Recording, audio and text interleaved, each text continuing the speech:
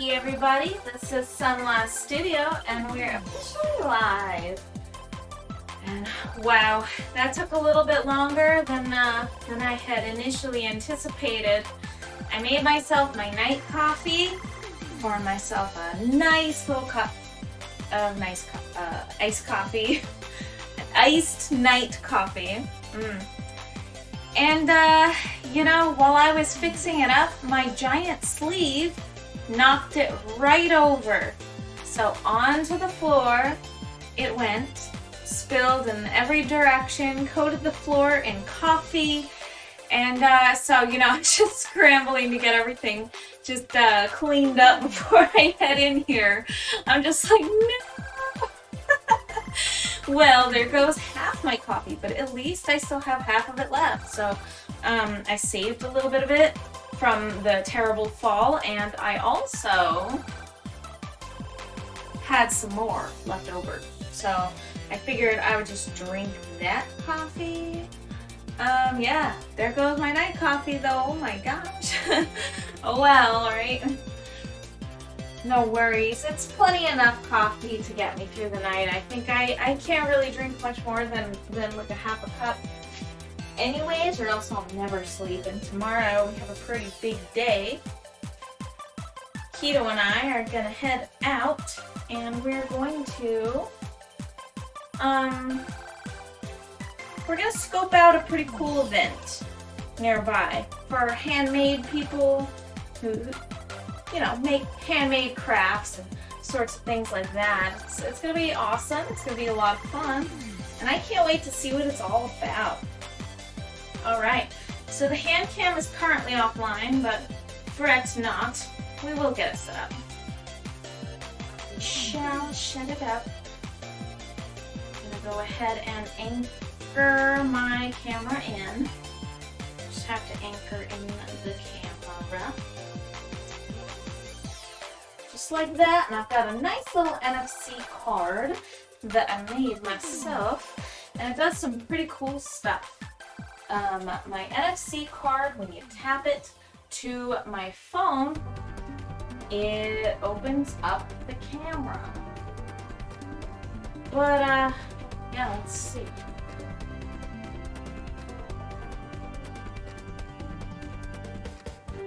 So funny, I think I misplaced it. Oh no. I'm like scrambling last minute too. I had Windows updates, and the good news is I caught them in time. So that's great. That is so good. Alright, no worries. We'll just do this manually this time. I'll make more of those cards so that I can't misplace them anymore. There's Keto. Hello. Hello, hello. And welcome. Welcome, welcome. Yeah, so this is my palette. It's kind of got some old paint and stuff on it. So I've come to find that it's really actually harder to clean the silicone matte palettes that I like to use. See, I got the silicone matte because there's a Pikachu. I got the silicone matte because I thought that it was going to actually be easier to clean, because then you'd just be able to, like, you know, move the palette, and then all of the acrylic paint should just like lift right off, right? And so I thought that that's how it was going to be.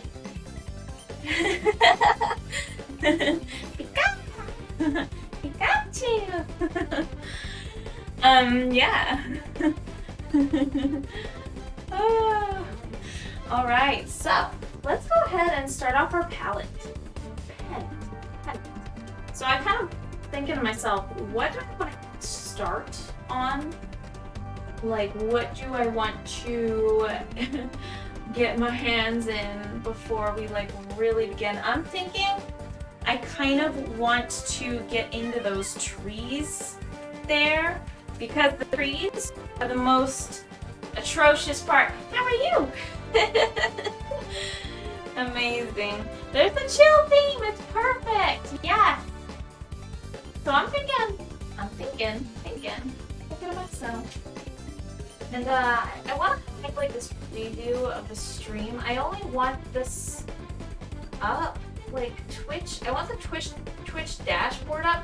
I don't usually keep it up, but I put it up this time because I'm trying to do the ad thing. I want to close this. I don't want to see it because it just hogs up bandwidth automatically just by being on your dashboard. Oh my gosh, why doesn't it let you stop the stream? That's kind of dumb. I'm just going to close the Twitch dashboard because it's not necessary. It's just a bandwidth hog. Okay. Let's see. So I think that I want to pull up some references of snowy trees again on my computer. Let's look at pictures of snowy trees. Trees covered in snow. What a lovely show. Alright, I'm gonna have that, and then I'm gonna have this over there. Okay. Yeah. And I'm going to be using a smaller fan brush tonight. See, I actually, last night, just as a recap, what I worked on was a little bit of a pop of color. I added the hues that you see in the sky, and on top of the layer where the trees are supposed to be, like the composition of the trees, I just kind of danced around with a fan brush, but it doesn't look the way that I want it to. I used a large fan brush because I did not have my small fan brush ready and in here, so I just kind of went with what I had. And then, oh my gosh! That's awesome! You gifted a sub to Binks. Well, thank you! That is so nice of you. And there's the Peckle Beeps. Peckle!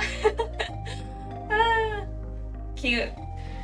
Yeah, I should do a reward where it has Brewster saying Pecco, and then he calls in Pecco, and it's like a twofer, and then you get Pecco and then Brewster, or Brewster and then Pecco. That'd be cute. Because he's the bird that says my other bird's name. Brewster says Pecco, and it's super cute. He loves to call over his favorite little buddy. Yeah, so anyways, the hues that are up in the sky are reflected a little bit in the ice here. The thing is these trees are killing me. I've never painted trees before. I've got to dodge those ads. Yes. The ads are annoying. I don't like the ads, and I appreciate you. I wish I could just disable them, just flat disable them. I'd rather be making if I'm gonna be making any kind of revenue on, off my stream, I want it to be to do with my art and buying the things that I make anyways, you know what I mean? You get something out of it. I think the watching ads thing is silly. It's not like you even really earn anything from ads. So anyways, let's go snow-covered trees. Snow covered trees. Keto and I are going to a handmade show tomorrow. Yes we are. Alright, look at these reference photos. So I'm taking a look at some nice little reference photos right now, and that looks kind of incredible. These pictures with the sky practically white from the clouds and oh my gosh, and these snow-covered trees. It's just beautiful. Actually beautiful. I don't know what Google's doing here. I'm really just trying to look at a picture, and it's pulling up more pictures, and I just want to see one picture. I just want to pull up a picture. I don't know what's going on. Why is it being stupid? Technology is bad today. Yeah, so I noticed my computer lagging too, big time. It was lagging. And this was at 9 o'clock, so an hour ago, a little over an hour ago. And I was like, what's going on? And then I see it. I restarted it. I restarted the computer, and I was and then I saw Windows Update after I restarted the first time. And I'm like, no! I would have just like done the download for the update before I restarted the first time, but they don't tell you. And then it just tells you Windows Update. So I'm like, no, that's why my computer's lagging. So it's like I have it set so that it doesn't like automatically install them, but it still like stops up your computer and like halts your system, and it's still like, you know, a big pain in the butt. That's about it, man. I mean, it's just what they do. Windows Update's annoying, and so it just kind of like runs all these processes that causes the computer to just slow down to nothing.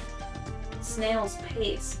And then, of course, you get hit with the message, and then you gotta actually install the update, so I had to download it, and then install it, which took forever, and then do the restart, and then it applies the changes, and it is slow. Oh, so slow. And, but at least we got that done in time. It was like done probably, honestly, I want to say it was done 20 minutes before we went live. Like, it was actually finally done downloading and installing everything 20 minutes before we went live, which was pretty wild.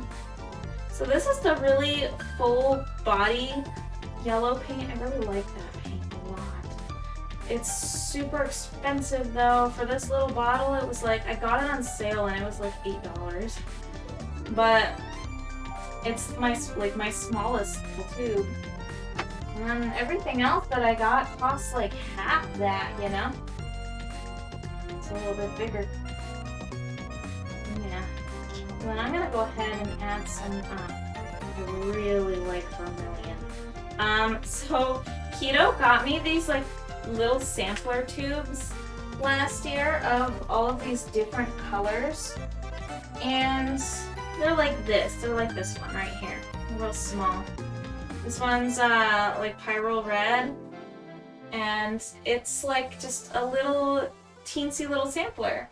And it actually really helped me to... Wow, now it's pulling up the pictures. What's going on? What's going on, Chrome? You're like slow today. Yeah, anyways.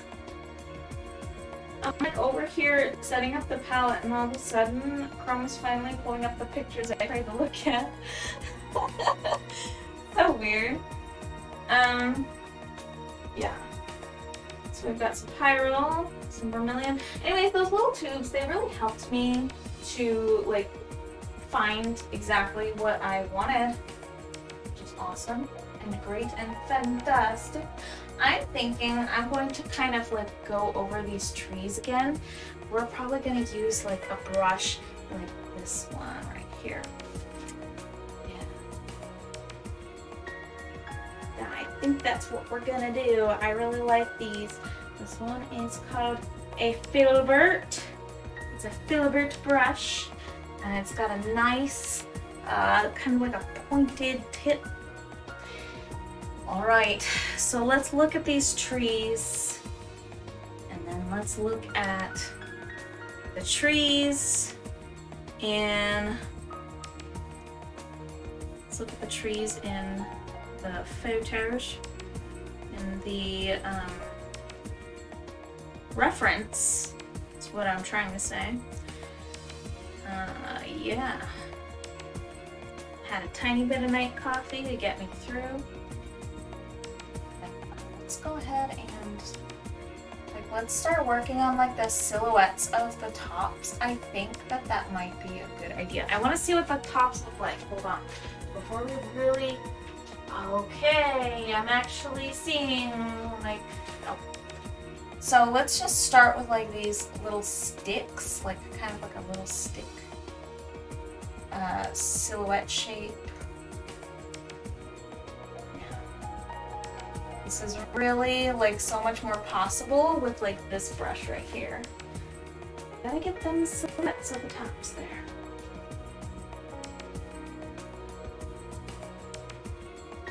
They're kind of crowded, these little trees. I am by no means a landscape painter, but I want to learn landscape painting so bad. So it's the best way to do it. To paint pretty much hands-on stuff. I mean, just to do it. Just, in the words of Shia LaBeouf, just do it. That's really how it is though. I mean, you just have to do things to learn. How else are you gonna learn?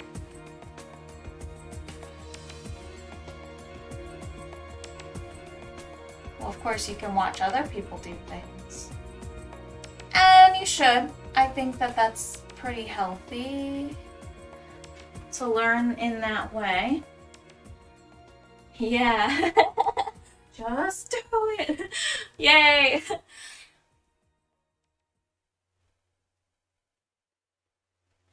I wonder if Jamie Loves Robin is gonna join us tonight. Who knows? Since she asked about the stream, I thought it would be pretty gosh darn cool.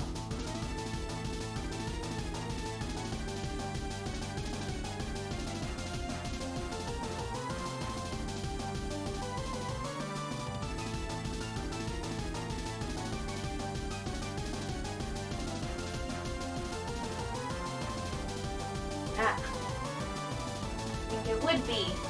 I really think it would be pretty gosh darn cool. The Tundra! Yes. I gotta sneak in on this side. See, this is kind of leaning because I'm going in from a different angle. That's what she said, I guess. But I kind of wanted to go up a little bit higher. And then I want it to kind of go upward a little bit like that. Cool. Carol. I need some tree top shapes. The shapes of the tops of the trees.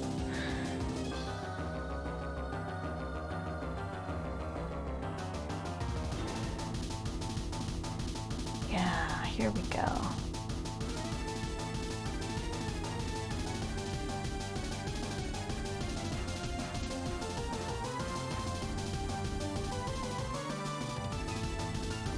And we just need like these little spikes that come up like that.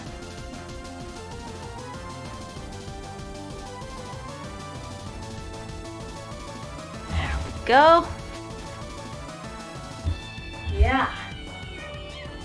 Some nice little tops of trees there. Looks a little tree-y. And there's our rooster. Ah. Yes. Yes.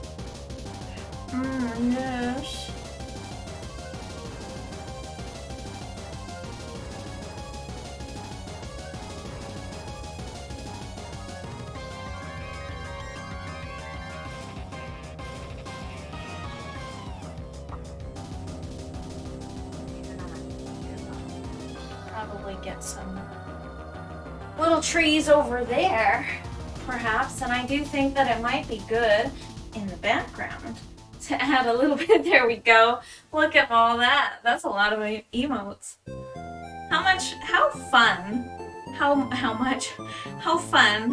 that you're using that little emote thing that I set up over the paint palette cam. Paint cam. I realized that the cam's kind of hanging off a little bit again, like last night. Or if I just focus it like that, then it should all be there. There we go. Yeah, that should work out just nicely. Cameras are working much better. Thank you. That's great news. Now, the only thing is, there is something that I do need to mention. Last night, I had a little bit of a difficult time with the camera disconnecting occasionally.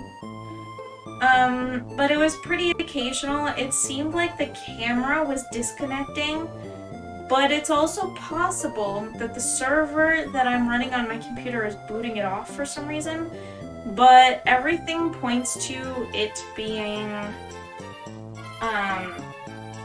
client side. So on my actual camera, this guy right here, this camera and the main cam area, that's the one that seems to be disconnecting once in a while, but it ran the technical difficulties scene just like I was hoping for. And so it wasn't really too huge of an issue because of that. Because I was able to catch it, which is great. I was able to catch it in time, which made things a little bit better. It did. Alright, I'm gonna go ahead and add a little ultramarine and a little bit of cobalt blue. Yeah, look at all those emotes. Yeah, that's nice.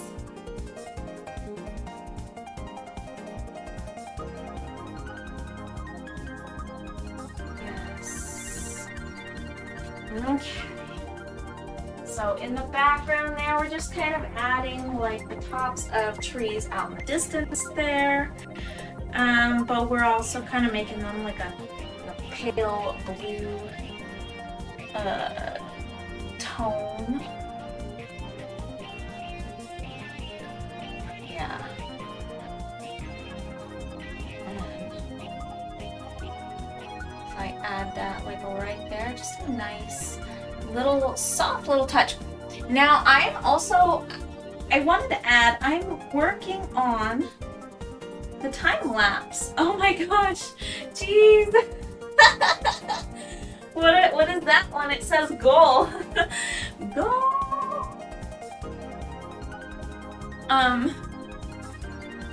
I'm working on the time lapse for Gems of Inspiration,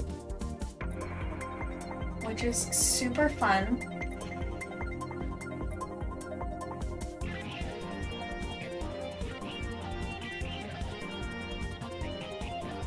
Yeah.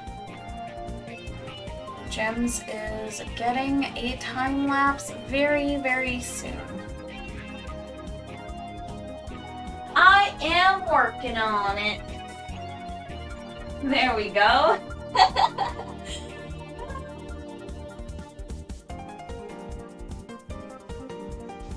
Alright.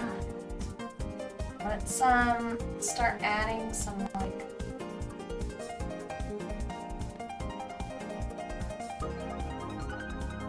we're gonna add some like little branches up here, because it sure seems like these trees tend to have like these kind of crazy like little branches that point upward.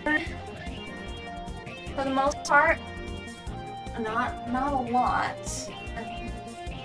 Well, maybe a lot. Maybe quite a bit.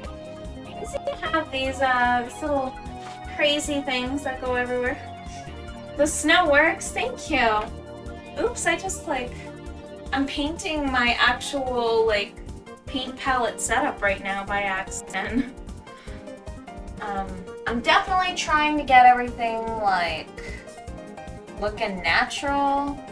And the snow works? Oh, you did the snow effect.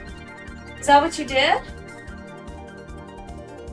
Oh, you did do snowfall. So the snowfall works without any crazy lag or anything like that? You're really stress testing my setup. Sweet. Yes, I like the stress test. I think it's important, especially since I'm trying to fine-tune things. And it can be really, really fickle. Some of the things don't really want to... Yeah.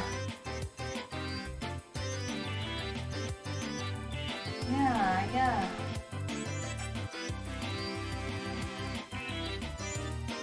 Well, you're doing an awesome job. I appreciate that you're throw in all the emotes and everything like that. You know, if I hadn't done the Windows update and it was just still pending on my machine, I guarantee you it would lag hard. Because it was the best it's worked and looked so far. Well, thank you. I'm trying really hard, man. I'm trying so hard. Yeah, so basically, I ended up making this 480p instead of the 720 that it was on the main cam that was streaming.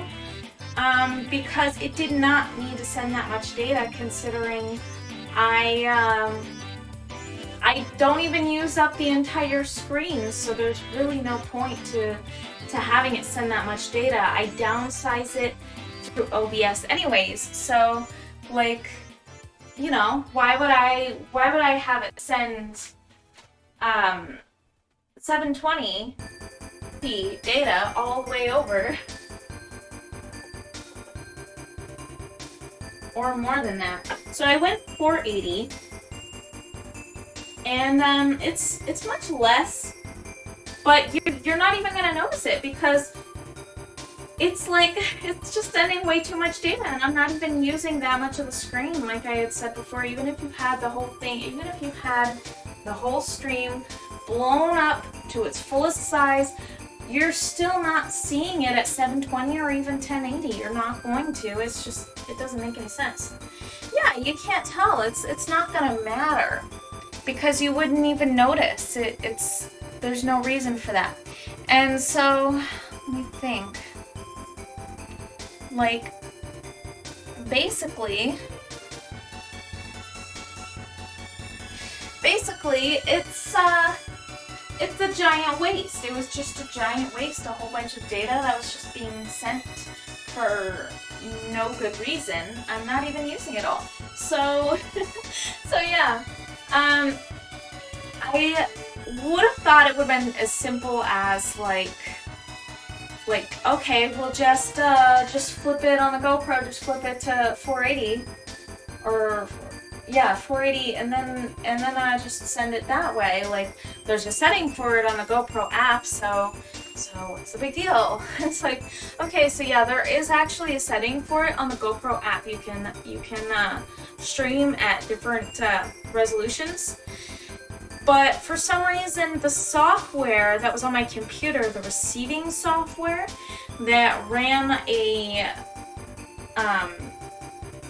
server on my computer that could receive the data from the stream and parse it and be able to open it as a source in OBS. So I used that, which it should have been great. Like it should have been fine, and you can flip it to like the lower setting, right? And I did. But for some reason, the software that parses the data, for some strange reason, it just doesn't work. It like gives you a really glitchy image, and it doesn't actually give you a clear image like it's supposed to for some strange reason. I don't know why. It just didn't work at 480. So I was like, okay, well, I have to figure something out because it's seriously causing my stream to lag when you're doing some other stuff, and I can totally cut that data down. I can totally free up some of the bandwidth too on our Wi-Fi. And so I did. I set it up so that it runs a server. It's a software called Mona Server, or Mona. I use the Mona Mini, I think is what it's called. And that software is just a DOS window, and it literally just like does it through your actual computer. Like, your computer can do it just fine. It just needs like the instructions to do it. So you open up Mona Server or Mona Tiny, what I have, and it's literally, yeah, you can start up your own server and, you know, grab the data from your GoPro Live or whatever. And I finally got that set up. So then I had it routed to VLC player, and that took me forever to figure out how to get VLC to actually take the data that was being sent to the server. And I finally got it set up so that it actually can read the data and it plays it. So it plays what the live stream is. For a while I was struggling to get audio, or I was struggling to get picture, but I got audio. And so it ended up being a codec thing, and so I, messed around with some settings, and then I got it to work, and now it's routed to VLC, and then I made a VLC playlist that has this source. And then it's also got another source. I made a little video just for when I have technical difficulties. If the camera disconnects, it plays the next thing on the playlist, and the next thing on the playlist is technical difficulties. So that's that little video that I have when the camera disconnects now, so that we all know what's going on, and that we all know that there's a connection problem and I need to get it fixed. But the good news is it's quicker to fix, much quicker to fix than the setting that I had before. It takes up less data streaming, and my computer is going to run a lot smoother. Yeah, so all of those cool things, it's really great. I'm really quite happy about that. I think I need to use like a darker color for that. I think I'm gonna go ahead and get this.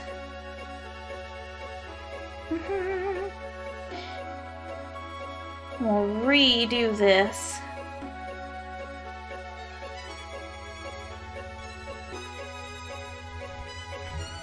And we're gonna go ahead and we're gonna take a look at this right here.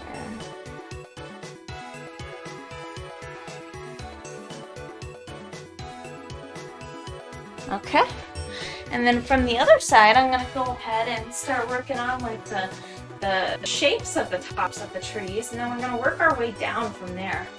I think that's what we're gonna do. I really like the trees so far. Ooh, thank you. I was worried about them, and I've been worried about them because I don't know how to paint trees. As much as I've been watching Bob Ross. Yeah. Yay. I mean, I just have to learn these things, right? Like, I have to learn them. Oh, there's Brewster! How are you? So I've got to, like, use a different brush because, you know what? Let's just face it. I'm not really I'm not adapted to the fan brush. I used it yesterday, and it was fun, but maybe I'm not that good at it. I will continue to use it for this, but I'm not using it for these branches. Like, there's actually, like, I just can't do it. I'm just not good.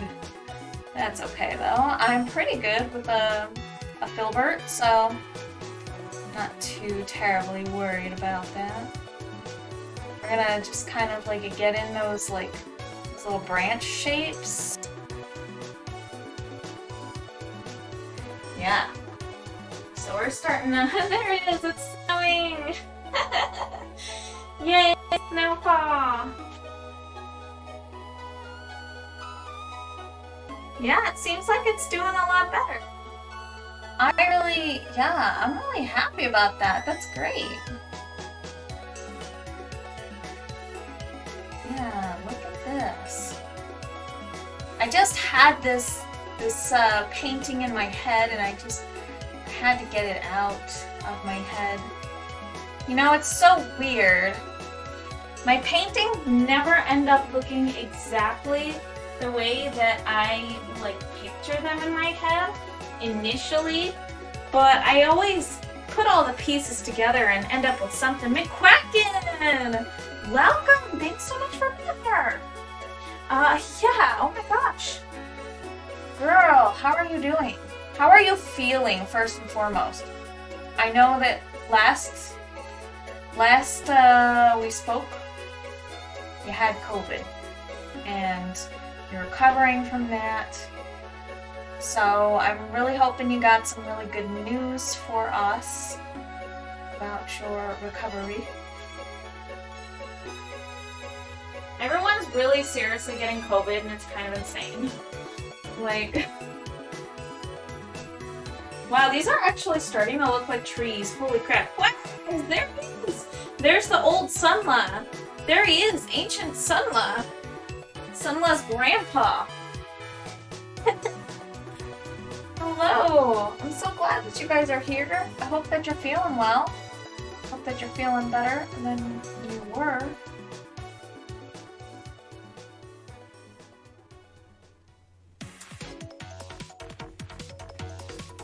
We're working on some trees tonight.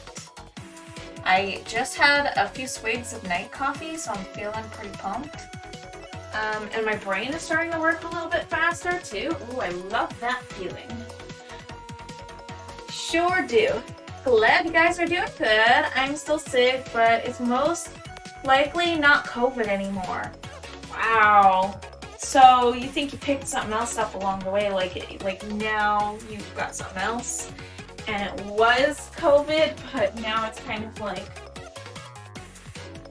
not COVID anymore. Well, I think that that's a pretty positive. I feel like that definitely is a good sign at the very least.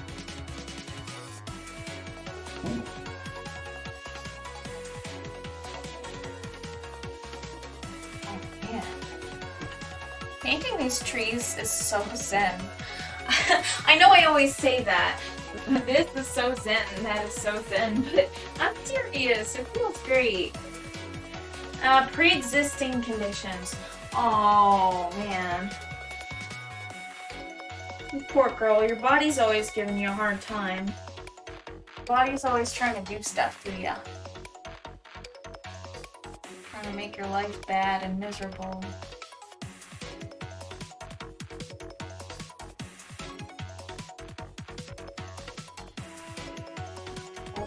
Get that, I totally do. We are making trees tonight though to escape some reality. We're just gonna look at some fake nature. It ain't real nature, but it sort of looks a little bit like nature. Yeah, and maybe that'll make us feel a little better about these types of things. I do love fantasy to escape some hard reality.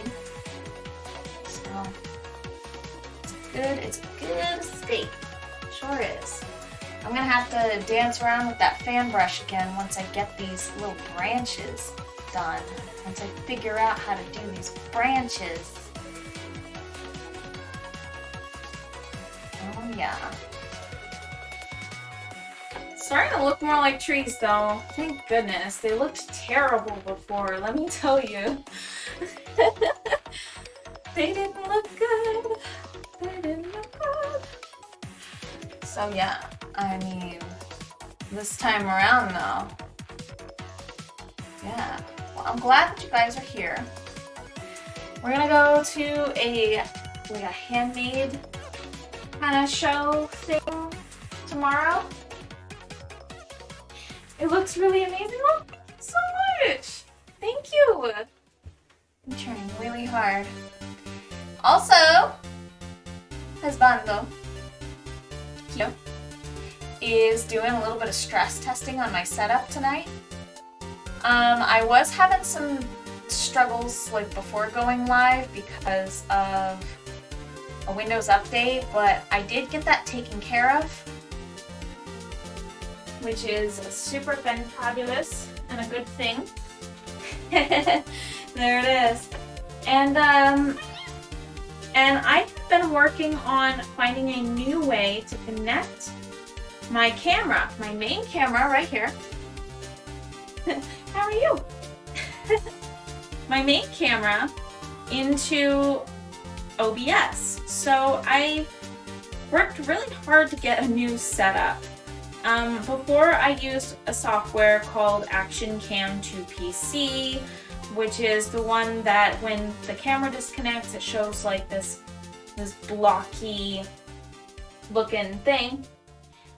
But I figured out how to run a server on my computer using something called like Mona Server, or Mona Tiny is the one that I have, which is just an executable basically, and then you make some folders and then you run the server.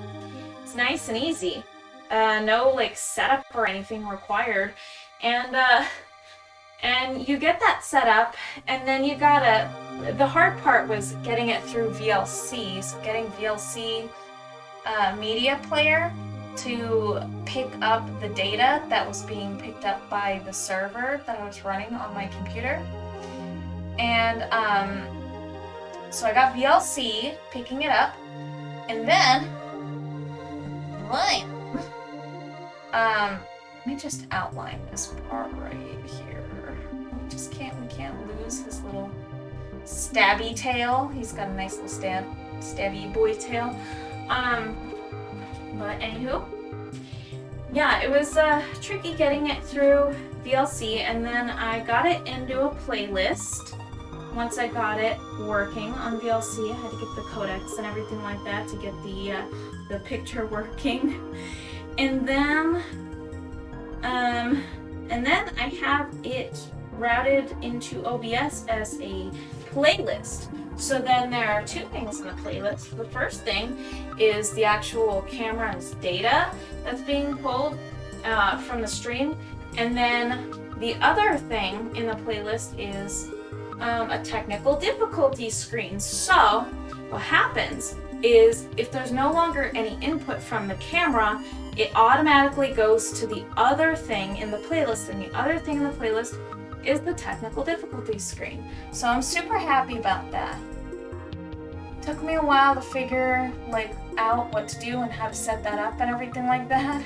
But when I realized that you can actually do playlists from VLC straight into OBS, I was like, I can do something with this. You know what I mean? Pretty fun, pretty cool. It works. It works. My Franken creation works. Of course, there were no tutorials on how to do everything I was trying to do at once, and so that became a little challenging. But a little bit of trial and error and give me a day to work on it. Bam! Stuff gets done, son. Yeah. It's alive! Yeah, like Robot Chicken. It's alive! Oh, yeah.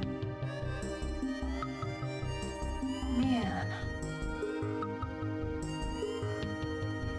Alright, well, we're just going to go ahead and try to get, some tree shapes in here as well. And I'm gonna dance along those little branches and stuff with a... I was thinking Frankenstein. Yeah, I mean, that's exactly what Robot Chicken bases the Robot Chicken thing off of. Is, Frankenstein. And I was thinking the same thing too, but I had to throw in a little bit of the OG, it's alive, yeah. Of course, yeah. Yeah. Yeah, I mean, it is. It's true. You're telling the truth. No lies detected. No lies detected. It's good, sir. Okay. So we need some... Just need some, like this. I need to kind of darken some of this up, I think. Yeah. Just gotta kind of darken some of this stuff up, and then I can go over it with the fan brush, which I'm not terribly good at, but we're going to learn how to use it like a pro. We'll figure it out. Food is chicken. It's Petco. The tiny green chicken. The tiny small green chicken. Yeah. So today I grabbed my my spray bottle, my little painted spray bottle, and I wanted to see if Brewster, since he loves like being in water and falling water and bathing in water. So I went into their cage and I like showed him my like art spray bottle. And I was just like, kind of spraying it, like misting in a direction to see what he thought. And he loved it, dude. He went right to it, and then he was just like begging me to spray him down. And then he had me spray him, and then when I stopped spraying him, or if I slowed down, he would like look at me, and then he would come closer to me like he was gonna grab the spray bottle and just do it himself, you know? Like, he was excited about it. He loved it. You got that one, but food is chicken. Ba ba ba Brewster. Ba ba ba Brewster. Brewster's such a good boy. What a good boy. He says that. He says it's so good. So I'm at some point going to I think I'm at some point going to make like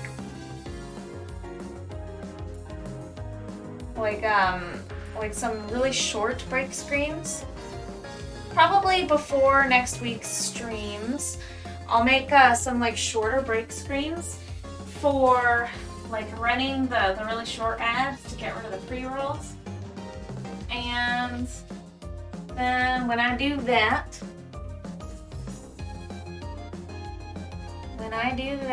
I'm going to have like these cool little break screens that have like Pecco and Brewster and probably some other little break screens that would probably last like a minute and a half to 2 minutes. So nothing really long or anything like that. Just some short little pleasant screens. So that I can run like little ads over them. I'm probably going to run ads over them to get rid of those pre-roll ads, because I hate pre-roll ads. I do, and I'm really trying to get rid of them. I hate ads altogether, to be honest with you. I don't want ads. I just don't want ads in general. But I figure I can get rid of some pre-roll ads and then show some footage, and then some subscribers or people who have ad blockers can be treated to the lovely little footage of, you know, like the birds, my boys, and, you know, whatever else I throw on there. Just quick little things. Probably nothing too crazy, but I figure it'd be good for like the short little breaks that I want to take anyways. Just quick little things, like if I need to freshen up my paints, or like if I need to do something anyways, I would just like quickly switch the scene, run the ad. But of course I have it all set up now. It's super automated. I have it set up so that my bot takes care of it with a very short command, which makes things so much better. It's all like, it all happens in one fell swoop. So that's what I'm trying to achieve over here. I have to make sure I don't have like paint on the side of my hand, because when it sucks so bad if I have like big wet glop of paint and then I did this and then pressed it against the canvas, I would surely ruin the painting if I did that. ruin the painting.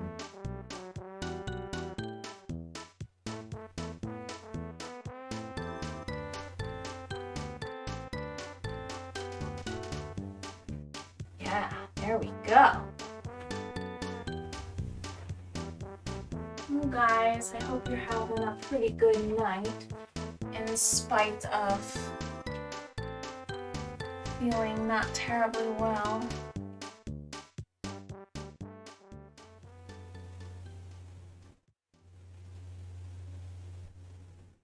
Yeah. At the event that we're gonna go to, I'll be able to wear around my masks for the first time. I'll be able to wear around the mask that I have, that I kept for myself. And then Keto will be able to wear his, and it's gonna be really, really fun for me to, you know, sport my own stuff for the first time. I mean, I don't normally do that. I've never worn anything that I've been a part of or had a hand in or created. So it'll be cool. It'll be cool to do that. As I said, I have never done any such thing. Yeah. So this is like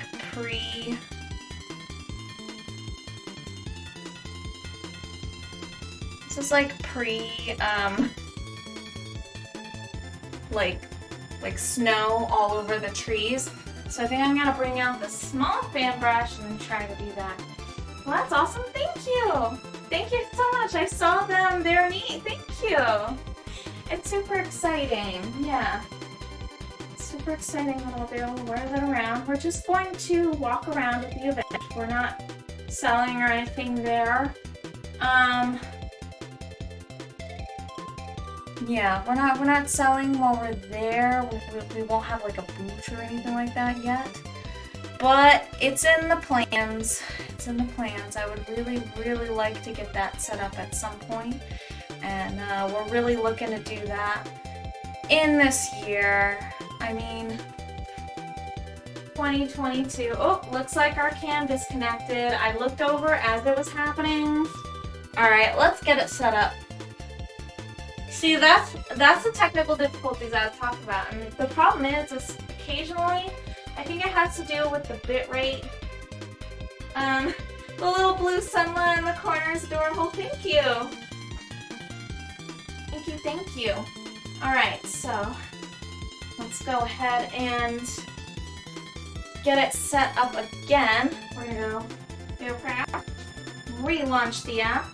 I'm just gonna quickly relaunch this app because it freezes up. Do a nice little control. Oh no, it's Panda's problem with the camera all over again. So apparently the camera, this camera just disconnects occasionally. I really think it's a GoPro bitrate problem, to be completely honest with you. Sometimes it just struggles to connect and function because GoPro, and that's probably why. I'm going to throw their name right under the bus. I will talk so highly of a company if they have integrity and it shows. And if they have good customer service and that they actually really take pride in their products. But GoPro doesn't have any of that. I don't recommend them. I bought the camera and it was expensive and their customer support is terrible and they got extremely money grubby with their app. So the whole thing is just annoying is what it is. Alright, so let's go ahead and switch the scene over. So we're gonna go ahead and get Paint Cam Direct. And then we're gonna go straight back. There we go. Perfect. Alright, we're reconnected. See, it's a little bit quicker to do. All I have to do is relaunch the app. Dang, hopefully there's decent help on Reddit with it unless it's a warranty issue. well, the thing is there's really nothing that I can do about it. About the GoPro issues. So basically they updated their apps so that if you get the most recent update for their app, it's going to restrict your ability to actually connect your GoPro to a computer, like a GoPro Hero 7. Unless you have the GoPro, not like the GoPro Hero 9. So basically they kind of limit your ability to use the functions that are in the base product so that you buy the new product. It's quite terrible. It's a BRB, okay, yeah, do your thing. Use an old software app and then download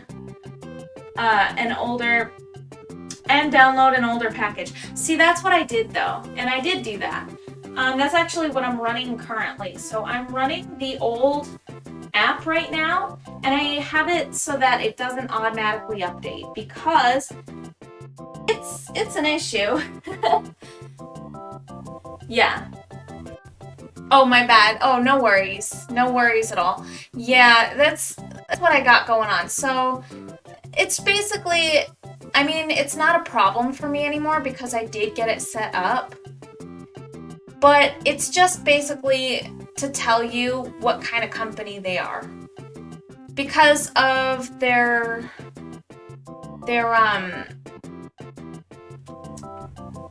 what's it called? It's on the tip of my tongue. Basically, it's their planned obsolescence. That's what I'm trying to say. It's their false way of making their old stuff not work so that you have to buy their new stuff. Of course, your average consumer is not going to download the old version of the app and then prevent it from updating. So what I ended up doing was that. I ended up doing that. And then I was I thought it was an update problem. I thought it was a glitch or something. But I guarantee you it was not a glitch after my interaction with them. And they were really rude about it. It was so bad. They were super rude about it, and they said, you should always download the most recent version. And they were giving me crap for going back to the old version, because I was the new version doesn't work anymore, this is stupid. And then they're well, the other stuff's not going to work, so you should always download the newest version. And the newest version is the planned obsolescence, bars you out of old features version. It's I don't want that, that's so mean. Oh, I type stupid. I know I always tell Panda not to update. Still ran Windows XP for 10 years. I'm still on Windows 7. Software updates these days are mostly adware updates. I agree. And yeah, that's kind of how it is. And Windows update on older versions of Windows, to be completely honest, kind of scares me.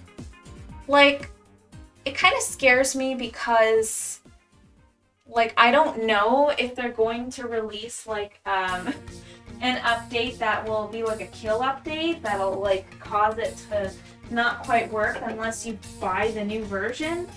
And it's after this long, I don't think that they will. But with the way that things are going with planned obsolescence and how out of control it is these days, and I mean it's out of control, it's bad. It shouldn't be like this. Yeah, it's really not something that can't happen. You can't really rule it out. It's still a very good possibility that it might happen. These things happen these days. It's just what happens. It sucks. Yeah, this brush is so much better for the trees. I I didn't know what I was doing before. And I still don't know what I'm doing, to be completely honest with you. I'm just going for it, just doing it anyway. Just doing it anyway.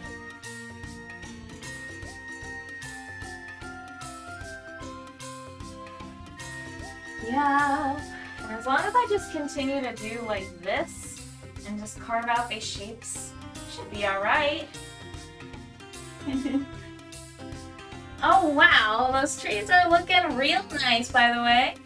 Thank you. Thank you so much. I'm really trying. I love the trees too. Thank you. I'm trying really hard. I'm not a landscape painter, and I never was, but I need to learn. And I feel like the best way to learn is by doing. So we're definitely gonna get this figured out for sure.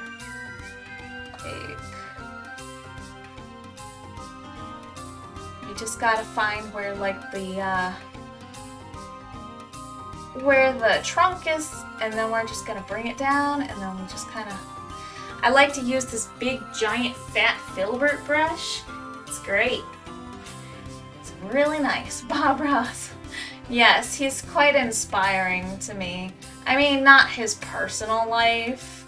His personal life is a mess, but just like his ability to paint. He uses oils. I use acrylics, but same idea. A lot of the things that you do with oils, you can kind of do with acrylics, but the way that you paint is quite different actually. So, I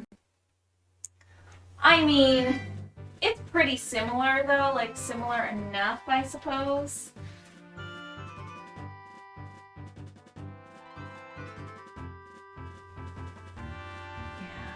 And then we're gonna have like a little trunk in there. It's just kind of like a little hidden tree, a little bit of a hidden tree. Now, yeah, I have zero experience in oil paint. All of my experience is in acrylic paint. But I like the pace of it, and I feel like if I got used to oils, like, well, it's a very different ballpark. I don't know anything about it. I had to be completely real with you. I know nothing. I'm pretty,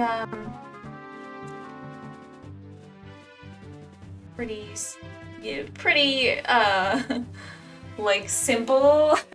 I only know, like, a few mediums pretty well. Like, I'm pretty good at colored pencil, but I'm not really good at watercolor. I mean, it's been a while since I've done watercolor. And it's like in my starting soon screen, if you've seen the Ho-Oh art, you wouldn't know it, but that's watercolor. Like, it just doesn't look like watercolor. That's the only thing, is like, my watercolor art doesn't look like watercolor art because I don't know what I'm doing, to be completely real with you. I'm gonna go ahead and change the music really quick, because that's the high roll field, but it starts getting like weird with like the enemy chasing music. And I'm just like, no.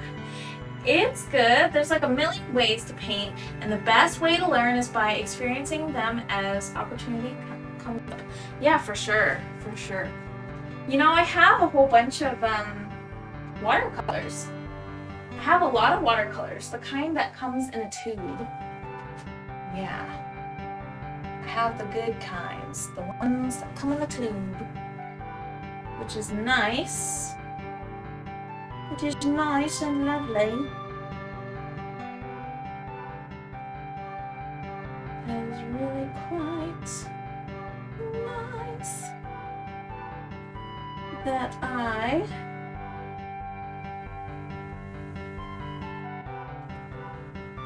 have those watercolors, but the only thing is like, I'm not sure if they're still good. Like, I'm not sure, but I think that they can expire, and they're pretty old.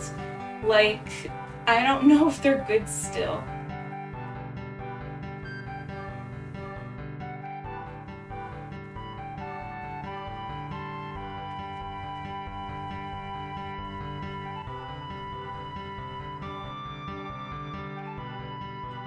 I'm going to finish up this tree here, and then we can take a really quick break. So my break skis, my eyes watering so bad, and my allergies are acting like crazy right now. I mean, I look like I've been crying. So, so when I finish up this tree, since I can only see out of one eye right now, I'm going to go ahead and put it on a nice little break screen, and it will run an ad. The ad lasts for 1.5 minutes, which disables the pre-roll ads for just a half an hour, which sucks. I wish it could go longer, but that's fine, I guess. Yeah. Since you guys are supporters, you'll be able to watch. You'll be able to actually watch the fun little time lapse that I have. I made a new version of the ad break too with the Twilight Dragon. Also, I'm working on compiling the footage for the time lapse for not Glimmering Seabed. I already have that one. For Gems of Inspiration. Yeah.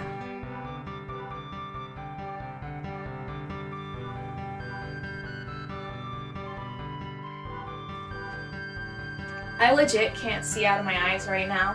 Okay, so I think it's time for a nice little break. A quick little ad break. I shall see you guys shortly. Let's look at this. I wonder if it'll play on mine.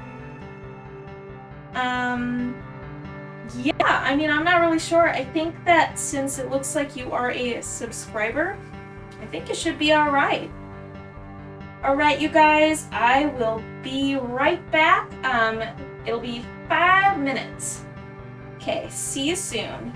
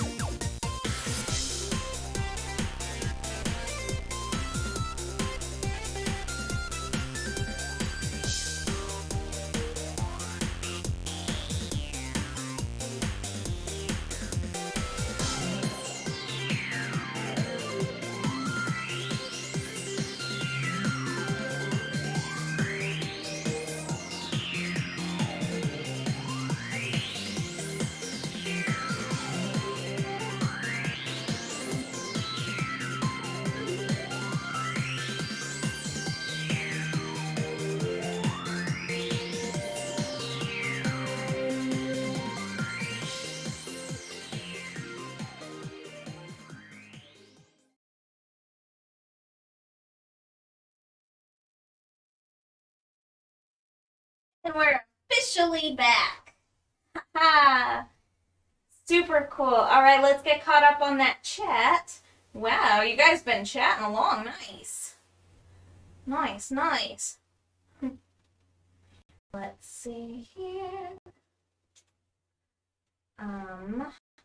Let me just get some music going again.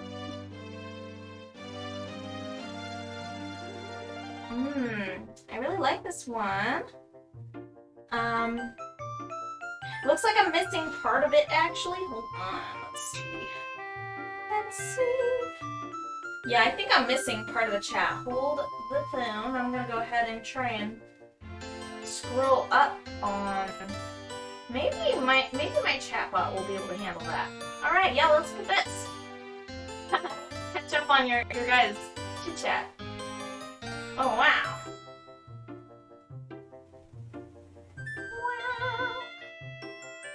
Alright, so Cafe Bustelo. Yes, Panda did buy a copy. Panda bought the metal plate print. I remember that. And it was awesome shipping that over to her. It was cool. Super exciting. Yeah, one of the prints. It was one of the metal prints. She got it, yeah, she got it for her wall, and she got one of the magnet ones. Do you do art too? Oh, thank you. You guys are so sweet, talking me up and stuff. You did digital art. Quacks, that's cool. Keto can barely write his name, he's so funny. Quacken, you're back. Yes. Hey, McQuacken. Yes. Okay, that's so great. All right. Hey, Ren. Yes, I took your advice, Ren. You're right back into. You're here in time. Like, yeah, that's awesome. I had to get the Cocorico Village. Cocorico. When we were kids, we used to call it Cocorico Village, and then it sounded weird, so we started saying Cocorico, which I think is what it's supposed to be. Yeah. The village where Link himself reigns from. Yes. Yes. What if Zelda was a girl? I'm an idiot. Sorry, I just had to do that stupid joke. Yeah, I was kind of suffering from a terrible allergy attack, so I had to peace out for a second there, and you know, now I'm good to go. Finally back at it.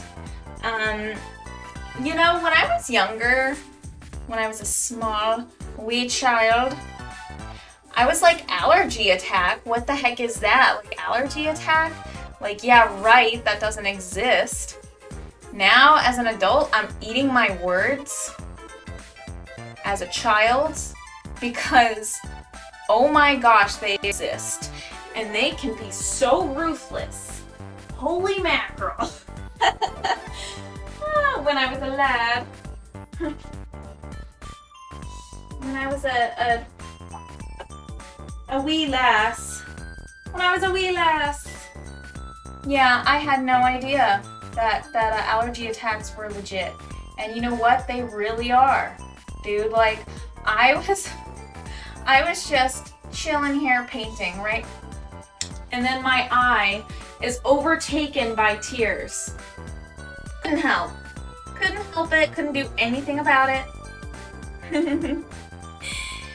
And oh my gosh, I just sat here just painting away even though I couldn't see out of one of my eyes. And then my next eye, my other eye, my next eye, as if I'm implying that I have multiple, like many eyes. The next one, and then the next one. Okay, my other eye, it watered up so bad, like the tears welled up. I couldn't see anything out of both of my eyes, and then I had to keep like blotting the tears out of my eyes whilst painting. And it was just a disaster. So I decided to take that little break. And yeah, oh my gosh, I just washed my eyes out, washed my face. I feel a little better. I'm really hoping it doesn't happen again because that was awful. Allergy attacks, man, they're real. They're legit. I don't even know why my body just decides all of a sudden. It's just like, you don't need to see anymore. It's fine. I'm like, dude, I'm painting. Don't do this to me. It's not okay. Don't do this. I'm kind of painting over here.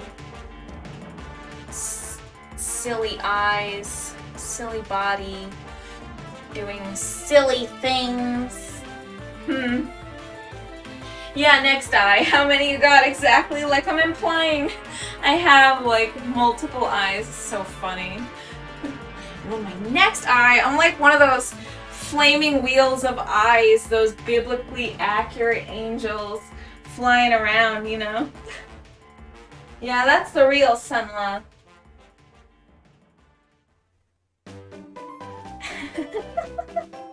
Hilarious. I mean, hey, could be unless you didn't know. If you didn't know any better, I mean, I could be. But of course, you do know better because you've already seen me. You guys have already seen me live on the camera, so like, you know, I can't really pass that off anymore. I've missed my chance to make myself into a biblically accurate angel personified. Keto. How about you? I love little Brewster. He's such a good boy. What a good boy! I love him. He's so good.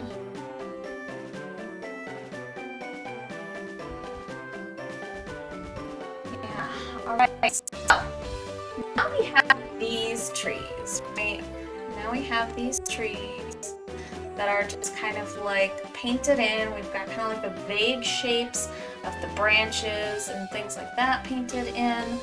I'm not like, you know, I'm not like a landscape artist or anything like that. I'm not really super versed in this kind of stuff, but hopefully I'm doing a pretty decent job at getting these trees done because with my last session, they weren't too terribly good. they were pretty terrible. Ruined the painting! Did that just happen? Oh my gosh! Oh my gosh! Oh no! Mystery color shift! Wait, is it working? Did everything stop, you guys? What's going on? What's going on? Is anything working? Oh my gosh! Did mystery color shift not work? Oh, I get it. Hold on. We can do that. Give me just a second. Paint cam, landscape, filters. Actually, go ahead and copy the filters. Copy filters. Paste filters. And then there we go. And then it should shut that off, but I need to set it up to paint cam direct. And I'll have to toggle it off manually. Ruin the painting worked and your voice changed. Okay, good. Good. Okay, so the colors thing, I'm just going to leave it on for a little bit until I think that the minute has passed. So please don't mind. I actually made a new camera directly linked to my OBS, so it's just a little bit different, and so because it's a different source, it's going to pick up a different, you know, it's not applying the filter to the correct source, basically, is what I'm trying to say, because I made some changes. Yep. That's pretty cool color shift. Thank you. Yeah, my arms are blue. Whoa. Freaky, huh? Well, thank you. I think that's great.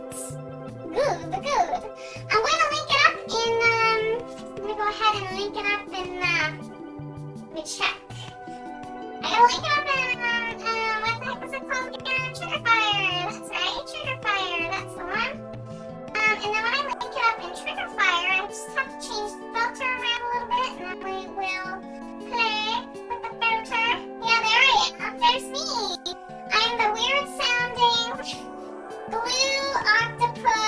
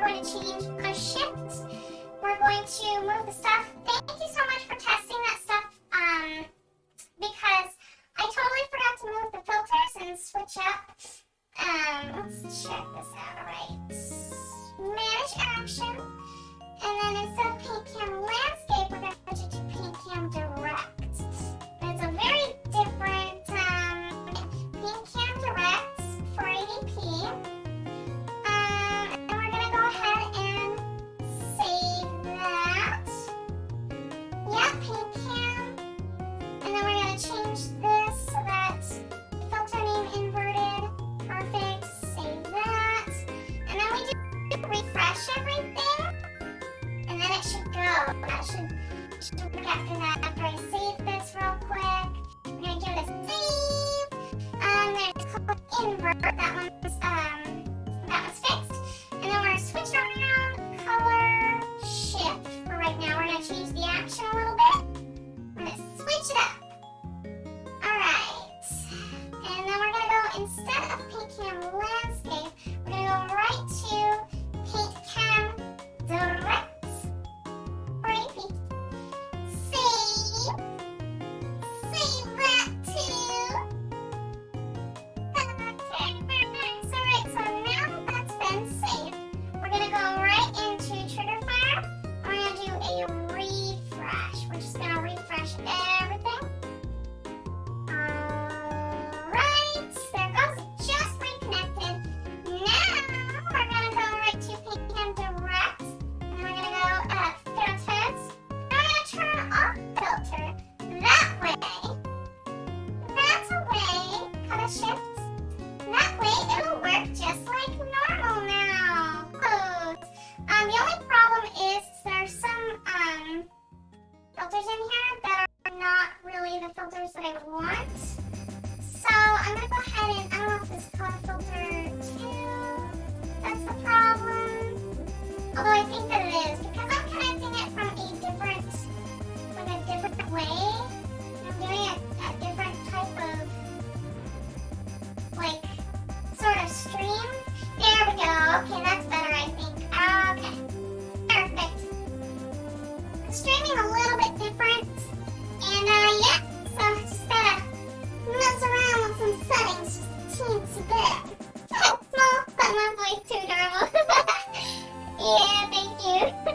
I had fun setting it up and tuning it.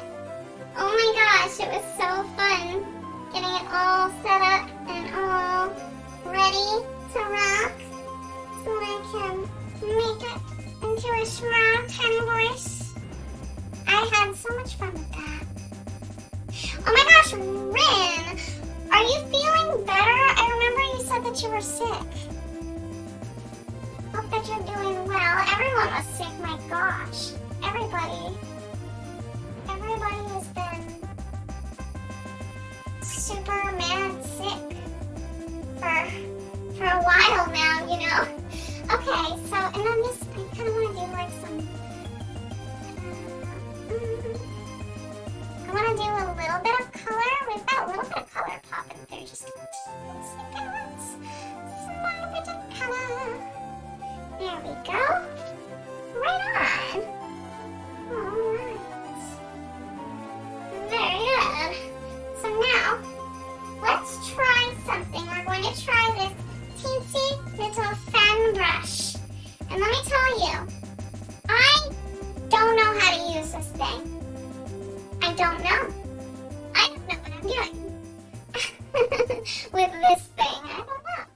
But we're going to use it. We're going to try. We're going to try, and we're going to hope for the best, I suppose. Just really going to hope for the best. Oh yeah, I'm better for the most part. Good. Snack time, perhaps. Yeah, that's a good idea. You use it to paint mustaches.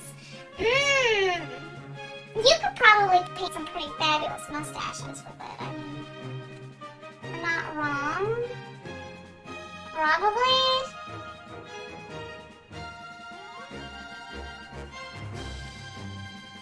So I'm really focused right now because this is going to be challenging for me. Challenging.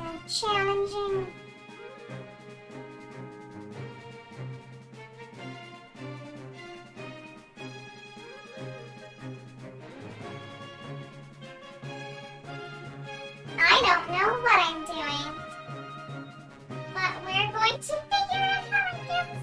We're just going to pepper in some of this white snow. Well, I'm glad that you're better for the most part, Ren. I am very glad to hear it.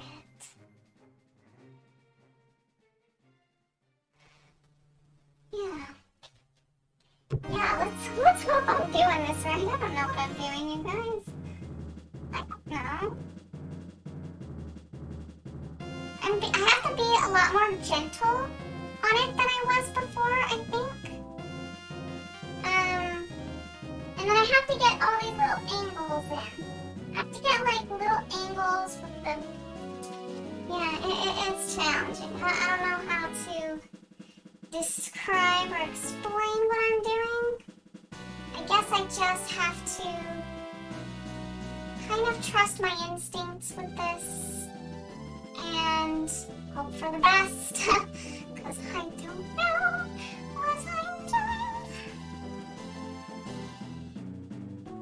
No idea.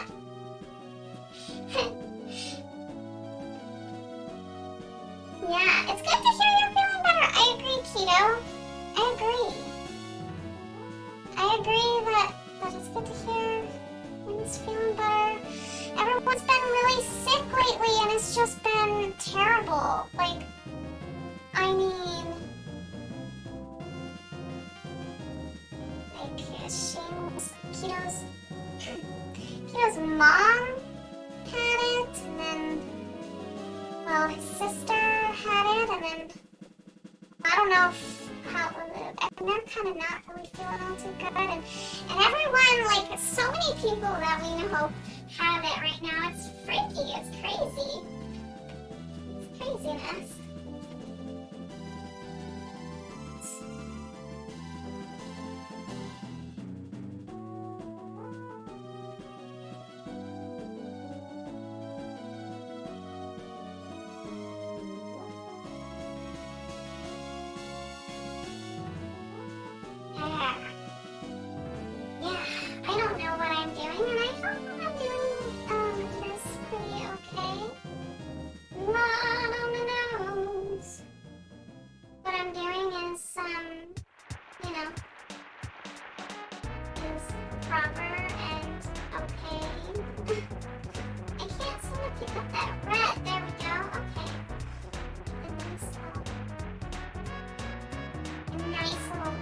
Off-white color, and then this off-white color can go on like the ones that are a little bit further back over here. I feel like that's kind of what I need to be doing. Because I kind of need to have like a lower contrast on the things that are further away. That way, it looks a little bit more off into the distance. It should work out that way. You kind of lower your contrast for things that are just kind of background stuff. You're not necessarily using it to lead the eye, it's just there. It's just kind of there. Yeah, but the temps falling in the negatives, we became all vulnerable. Oh my gosh. Listen. Even though we live in Arizona over here, we still got sick. The negative temps has to be way worse. Way worse than what we're dealing with right now. Because like we're literal babies over here, right? Right, Keto? We're babies. We're babies when we can't handle the cold temps because we're Arizonans and we don't know what ice is. But of course Keto does though, because Keto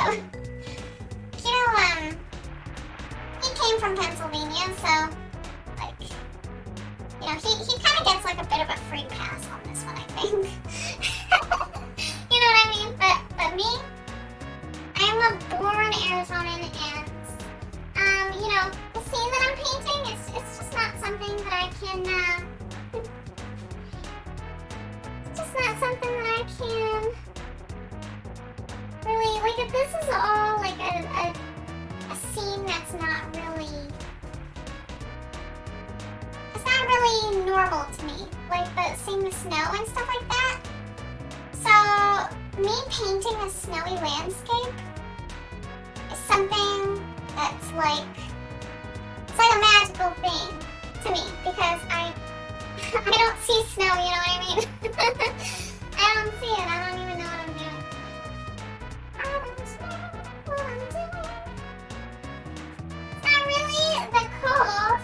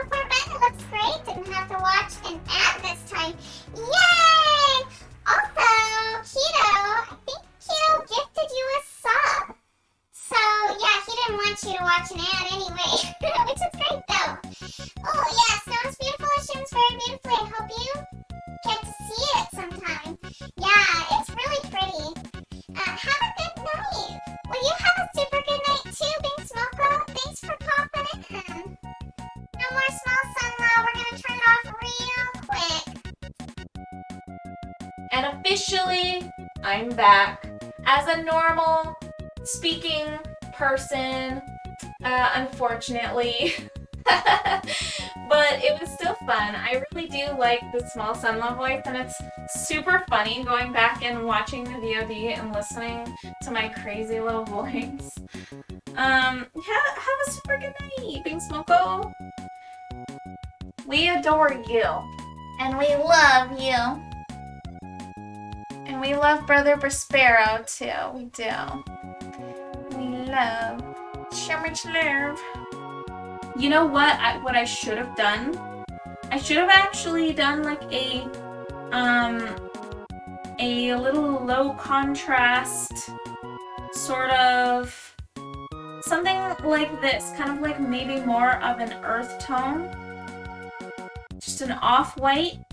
And just do like a nice little off-white for our snow instead of a pure white, because I think a pure white, I believe, that a pure white is actually too much contrast. And then I can add pure white just for like, I can add a pure white just for the highlights, like the biggest highlights.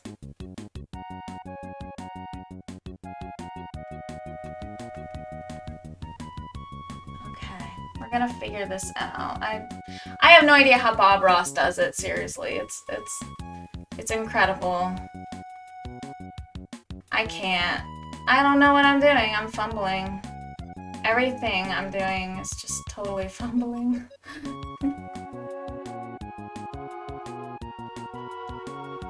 Okay.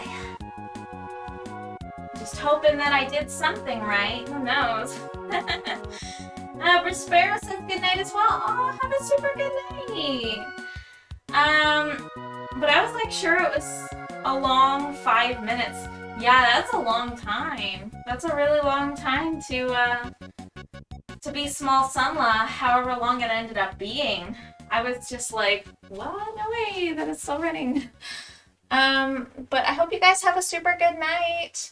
Brother Prospero and Pink Smoko. You guys are wonderful, and I love, love, love, love that you guys pop in, because it means a lot to me. It means a great deal to have your support. Every single time. All of that support from my fave peeps.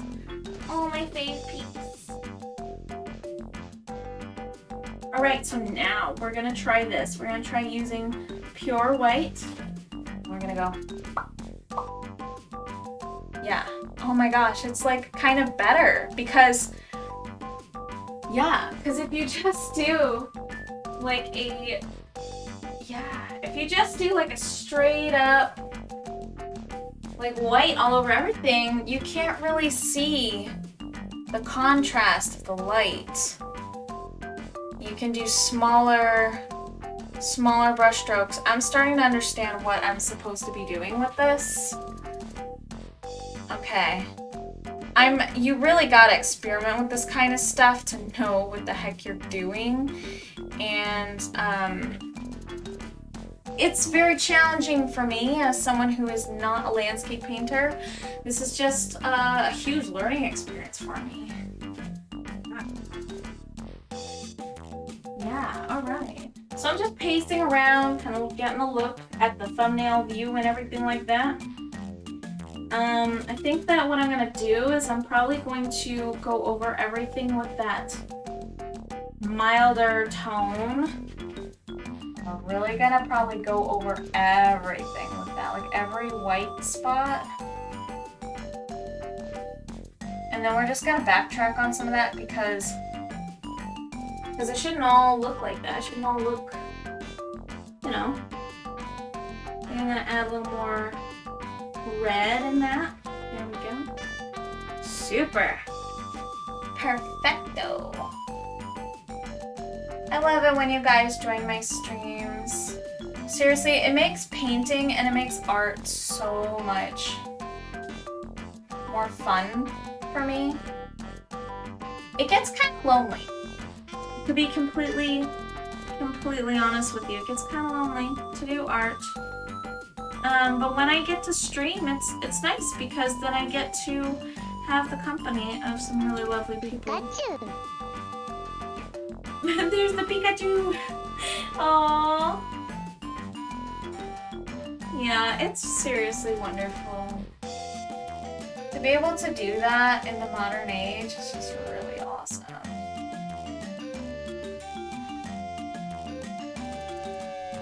So I'm using quite a bit of red and orange with a little bit of, just a little bit of blue in there. And it's gonna be like really low contrast. You're welcome, Sunla. I'm always listening when Panda puts your stream on. Oh, that's so nice. You guys are wonderful and super supportive, and I adore you very, very, very much. It is the truth. Fantastic people. I have to put some magenta on my palette, which I hadn't done yet, but I'm doing now because I will need it for the stuff I am doing currently. We need to add magenta to this mixture right here, as well as some cobalt blue, because we're gonna make a nice violet. But it's a very low, you can't really see it all too well, but if I adjust the camera a little bit, you should be able to see everything I'm doing up here. There we go, much better. Much better. So this is pretty, yay! Sunla looked at Rin adoringly. I love it. I love it when that happens. You guys are awesome. Whether or not that was intentional, it's just great. I just love it. Okay, so like if I use this violet over here, the cool thing about like pearly white like things is that they reflect the colors around them and pick up ambient light so much easier than other things. At least it's quite a bit more visible, and it's a very clean, you know, it's very clean colors that you can put on there. You can put pretty like actually saturated colors because of how pure the colors are of the ambient light bouncing off of the object. So for instance, I know you guys probably don't know anything about what I'm talking about, which is totally understandable. But for instance, when we're looking at this dragon and we're looking at the snow, it's not just all plain white. None of it is all just plain white. It's actually bouncing the colors off from the atmosphere, from everything around it. You've got a lot of violet in here. I actually use a lot of blue and a lot of magenta and a lot of oscillating hues and gradients. And on each side, you might notice that there are different like spots that are like more blue, and then there's some that are more magenta. And it's just the way that other objects and other wavelengths are bouncing off of the white. It's reflective. They teach you in school that the color, or the absence of color, white is reflective while black absorbs. And it's quite a bit that way. I mean, yeah. Black absorbs a lot of that light that's coming through. It doesn't absorb all of it, but I mean, a pure black will. If you get something like that Vanta black stuff, you know, the stuff, the Vanta black, what's the name of it? There's this, maybe I should backtrack. There's this person that makes like these pigments and these colors, and they made like Vanta Black, and then there was that one rich douche guy that that wanted to like buy or like that patented the color or something,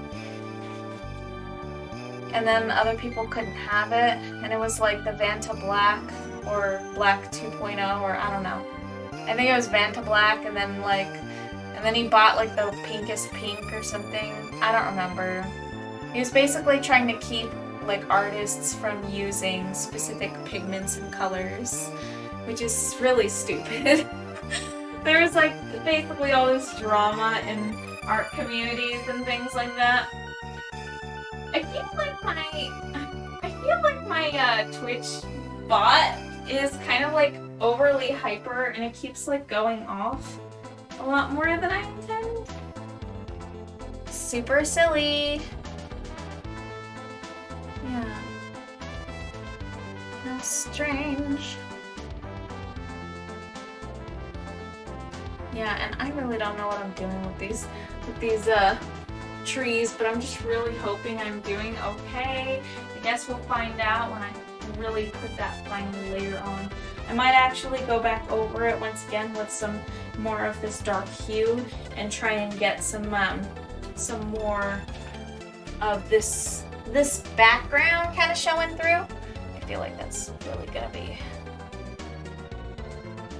something I will definitely have to do at some point. Yeah. So this is gonna kind of look like a really hazy color. But not.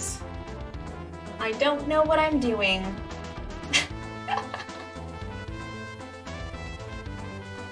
That was reassuring. I totally just reassured myself there.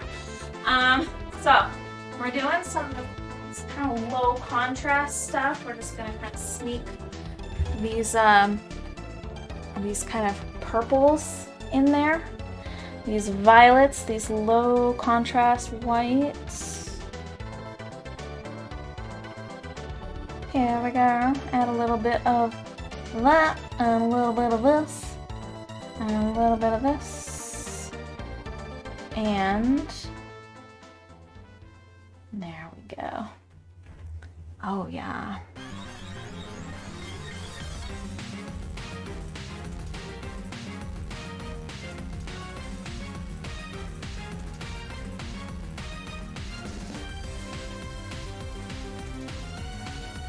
Oh, that's a nice feeling. I feel like it's gonna work out okay. If I just continue what I'm doing, and if I just try, try.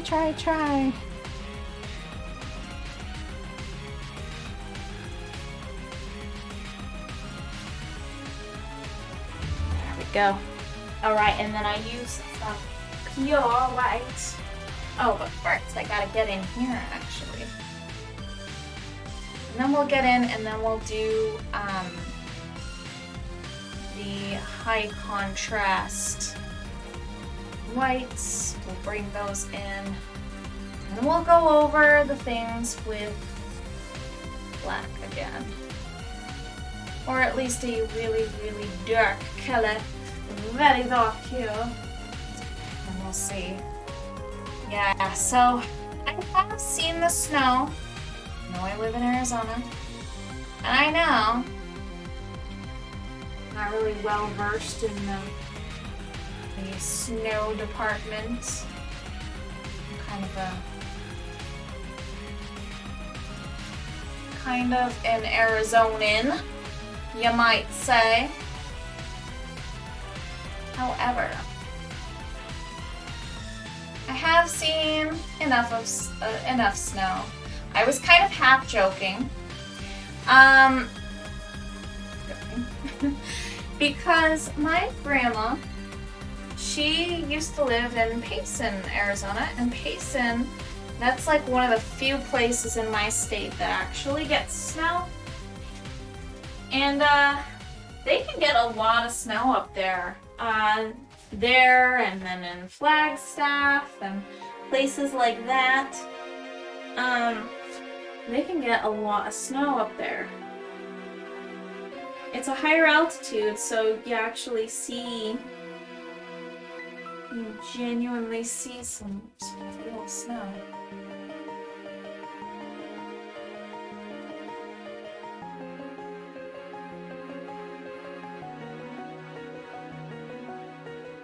And we can kind of like move that up the line and then just kind of add a little bit of color. Just a pop of white.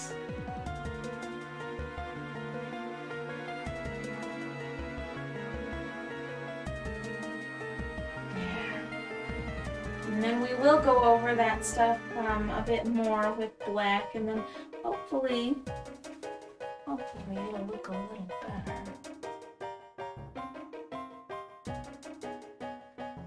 And really go over this stuff, and we'll try to yeah, that's good, because when the morning sun hits overnight snow, it has to be the most beautiful shimmer in the light. Oh, it's incredible. The way that it can sparkle in the sunlight when it's still real frosty and it hits it just right. It is quite the sight to behold. I would definitely say so. I completely agree.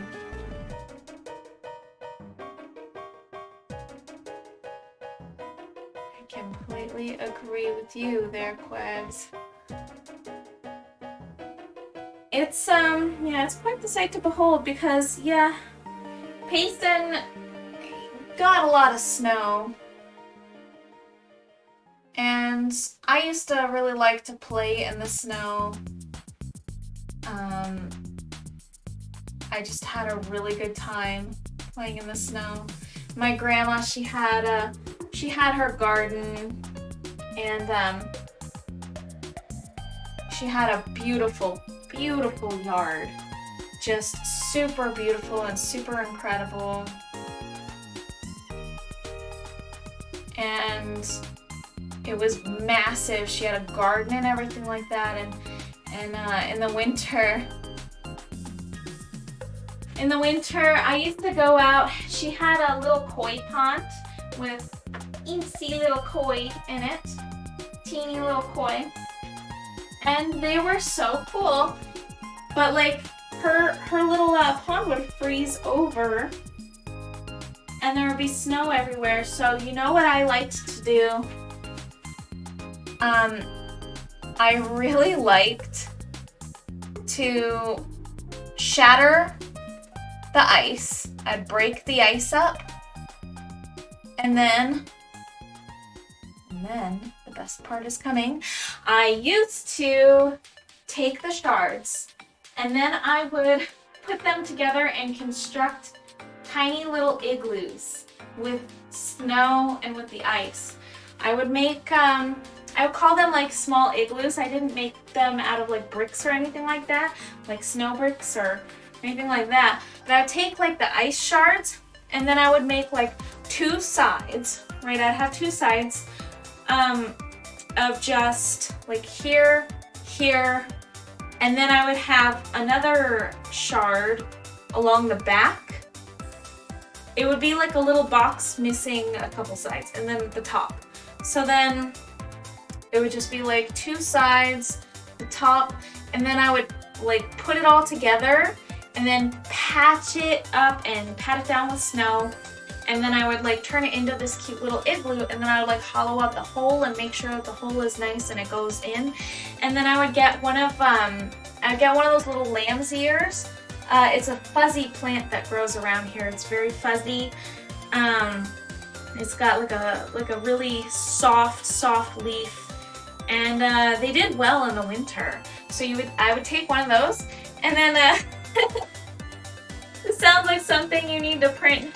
Yeah, it's something I need to paint. Yeah. And then I would take one of those lamb's ears, and then I would put it inside the little mini igloo that I made, and then I would make it like a little home for like beetles. Of course they didn't want to be in there. They wanted to be in like tree stumps and stuff like that. But I was a little kid who really thought I was doing good and giving them these little homes because I was like, you know, a small child. And I was trying to make them something nice, you know? So I'd make them these tiny little igloos and like put little beetles inside and let them have their fun in there. You know, Kid Son-in-law just really wanted to make the beetles happy. I tried very hard. I really love wildlife, and I really love bugs. And so it was just a really fun thing for me. So silly. So silly. It was fun though. It was all in good fun. And high spirits.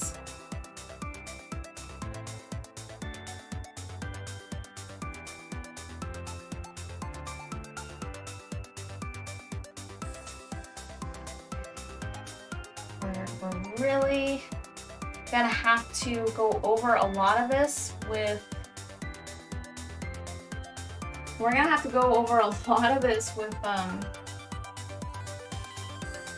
some of the darker color, like the blacks and stuff like that. Yeah, I think that's what we're gonna do. Because we have to kind of like make the little gaps and things inside into the trees. Okay. Okay, let's try this.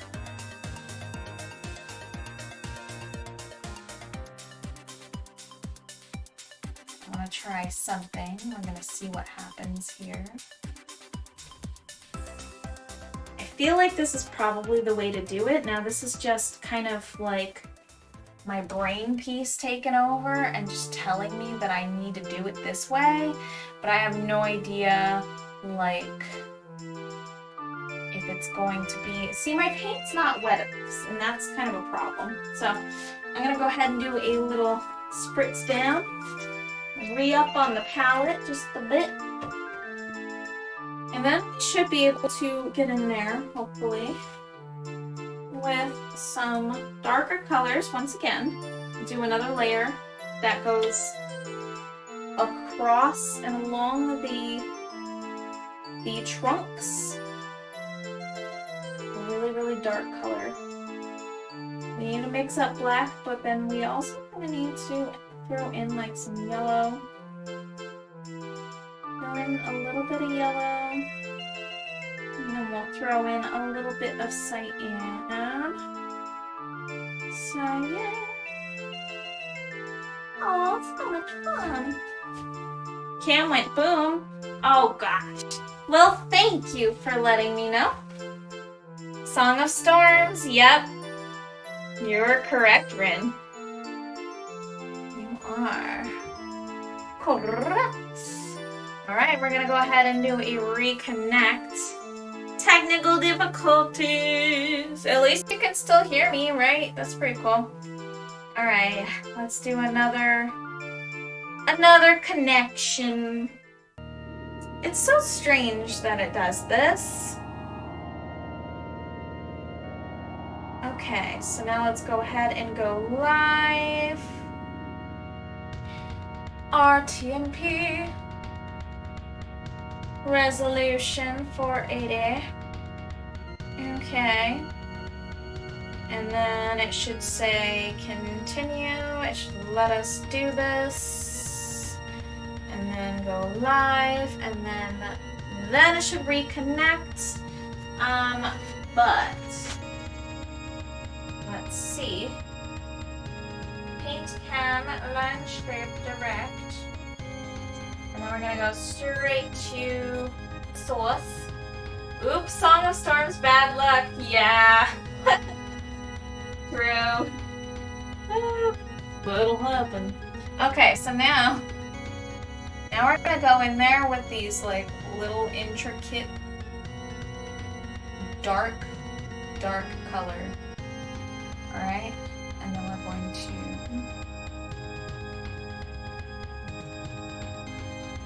I think that might be too dark. I'm not really sure, but like kind of blending it might be a good idea, perhaps.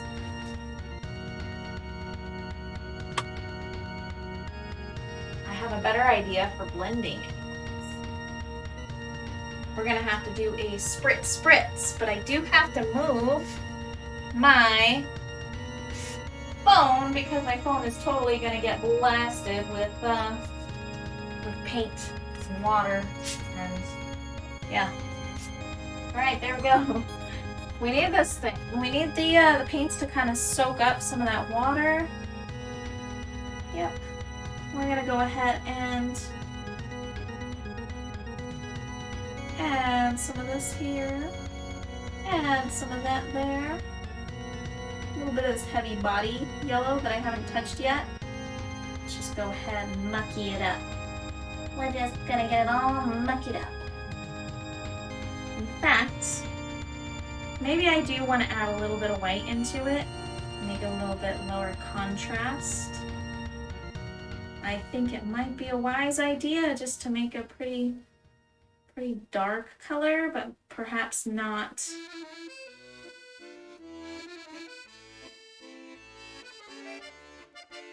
Now I know Rin will recognize this one. You absolutely will.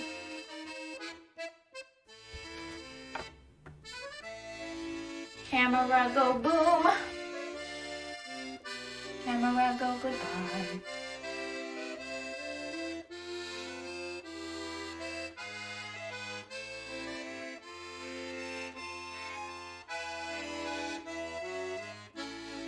There we go. Alright, we can just kind of inch our way into this little spot here. Okay. Just gonna inch my way in here. Okay, I definitely needed to spritz the canvas.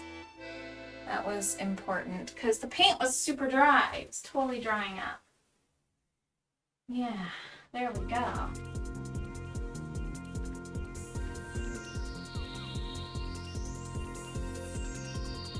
It's going right over his wing. Oops.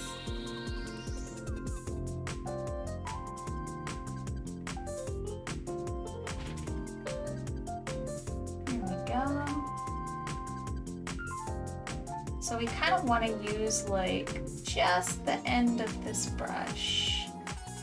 Just kind of ladder our way up in alternating diagonal patterns and break up the lines that go right across. I feel like that's how you do it. I feel like that's how you're supposed to achieve that branch effect. Crazy Paint, you're not painted yet. What? Crazy Paint, you're not painted. Oh, my cameras are probably desynced. Hold on, let me check this. Check this, and then check this. 1 and 2. 1, 2. It should be like immediately after, but it's a little bit desynced for some strange reason. How strange. Must have something to do maybe with our internets or something because it's an IP cam, so don't have any idea. Sometimes it's just janky. Super janky. Yeah. There's a reason we work on the background first. It would suck if I just went over all of this dragon like by accident before I even like, or after I like completely finished it. It kind of suck. Yeah, it sure would.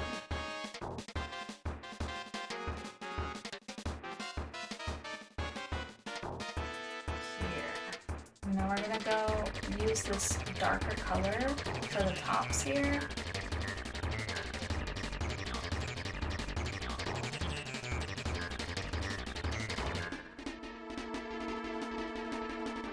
I'm gonna like really kind of add in something like that, I guess, and then we're just gonna kind of work our way down. And sort of the same as this, we're gonna kind of like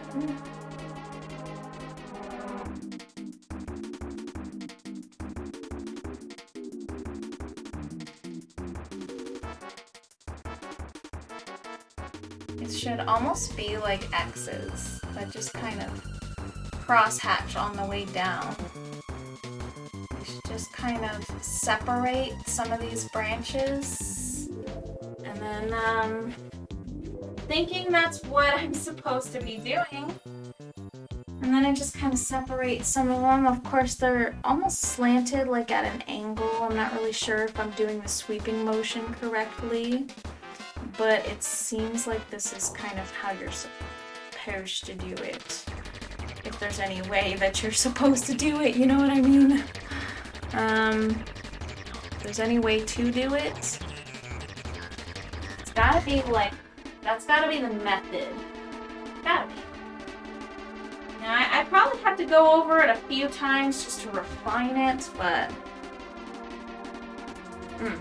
paint's all dry. It's really trying. I just meant because it's drying up on the palette.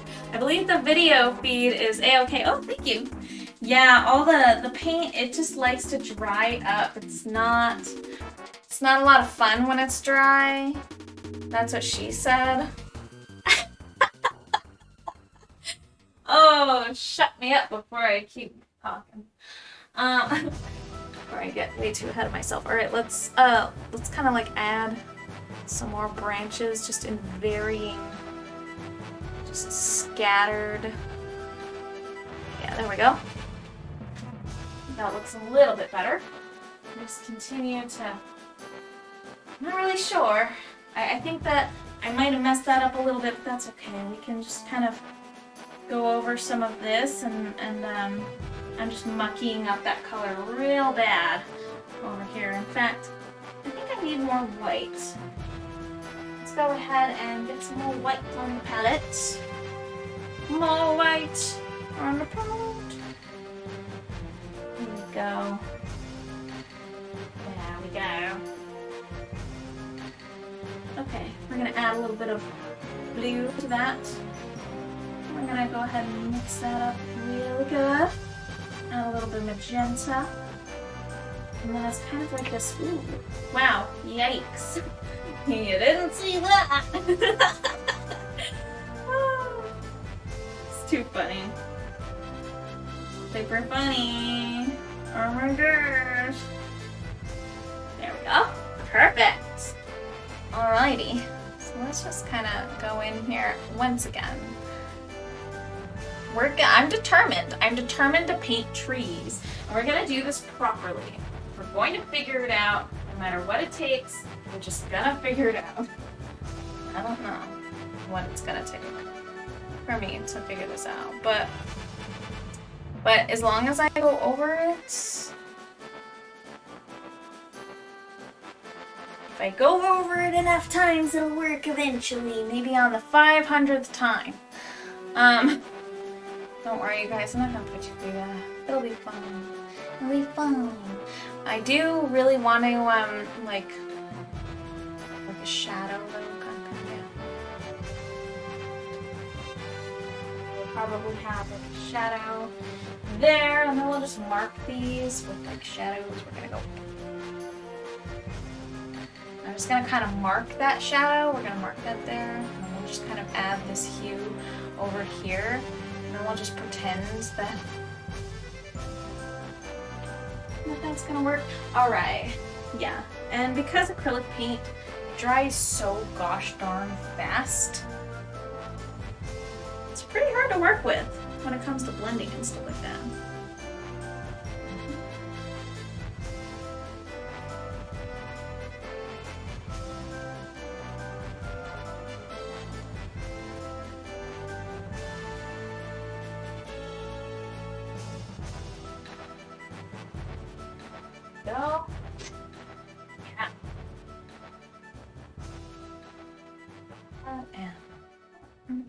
Wow.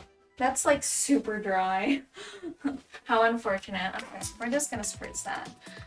We're gonna spritz that, and we're gonna spritz it. And we're just gonna hope for the best. Oh, crap. How long ago was it that we talked about that?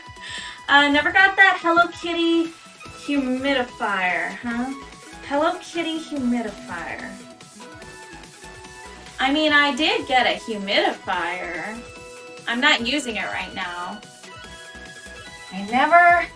I did set it up, and I had actually used the humidifier that I have. But, yeah. Alright, ooh, wow. But a Hello Kitty humidifier. Unfortunately, it is to my displeasure to inform you that I do not own a Hello Kitty humidifier. Which is very sad. I'm so sorry that I don't. I know you really wanted to see it. I'm joking. I don't even know what we're talking about. Hello Kitty humidifier. Oh my gosh. Sounds like a... Are you sure that wasn't a nightmare? Hello Kitty's pretty scary.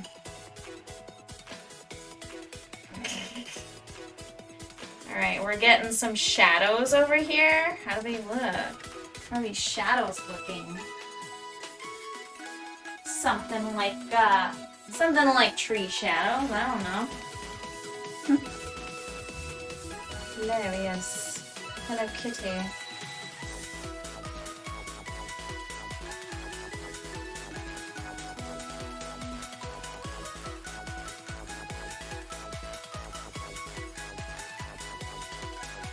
Yeah, I'm not really a landscape painter. And I feel like people are gonna really see right through my ruse. But I just gotta keep pushing and pretending that I know what the heck I'm doing. Oh, those trees will look better, I promise. They will eventually. How long ago was that when we talked about Hello Kitty humidifier? Hello Kitty humidifier. I'm really trying to think. Searching in them memory banks. Searching in those memory banks of mine. And struggling and failing to come up with anything.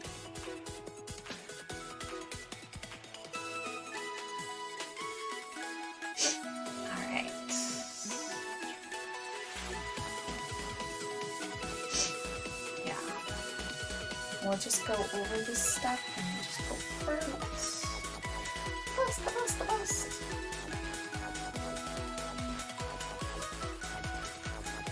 Alright.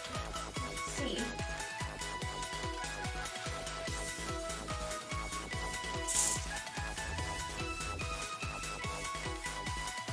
I need to be more sure about where I put these highlights.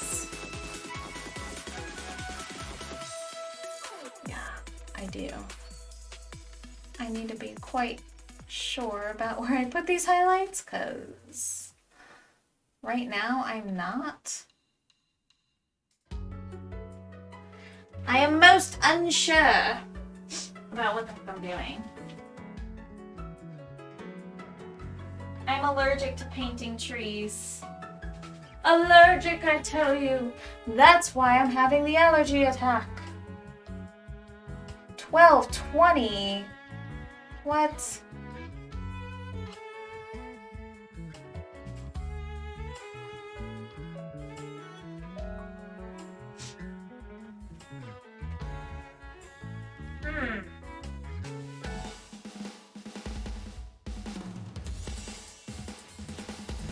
Let's see here.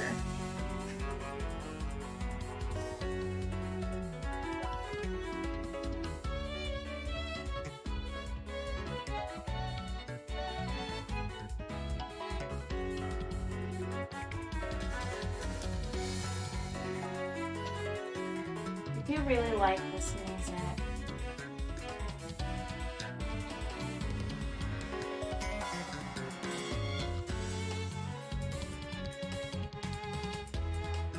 Kirby music is always so good. Kirby. Kirby. How's that terrible theme song go? Because I actually don't remember. I feel like I'm missing something, and I think that something was it. Right there. Maybe.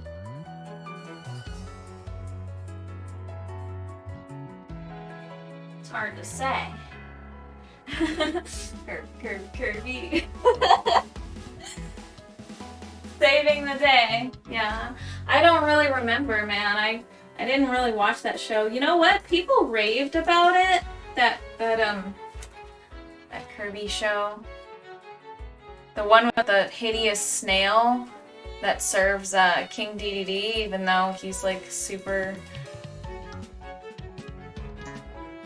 hideous and he's not even in the games. Like, that snail guy is not even in the games. Anyways, evidently that guy serves King DDD, and people really like that show, and I tried to watch it, but it was like too, I don't know. It was too, like, not believable. I don't know, something about it just wasn't, it was so much more, like, touchy-feely and so much less, like derpy Kirby. Has more than you think, he's Maximum Pink. Escargot, yeah, that's a character, Escargot, that's him. Yeah. He's hideous, and we totally know that he has the hots for King DDD, and he's really trying to get into King DDD's oversized blue pants.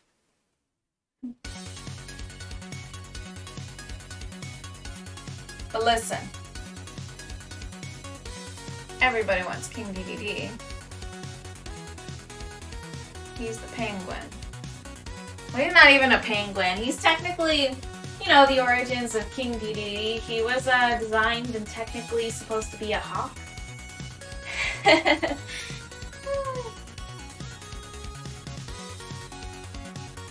Yeah, kid show, but you should hear the Japanese intro. Oh, is it like super not kid friendly? I'm curious now. I would love to hear the Japanese intro. What about it is not a kid's show? What about it is not kid friendly? I gotta know. Now I'm just super curious, like.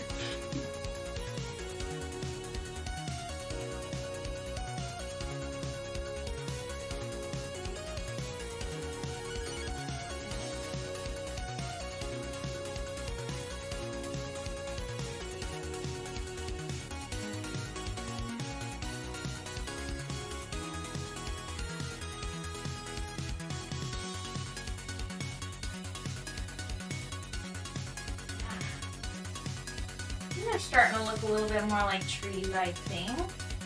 Perhaps. There's definitely more that I could do, that I should do, that's not.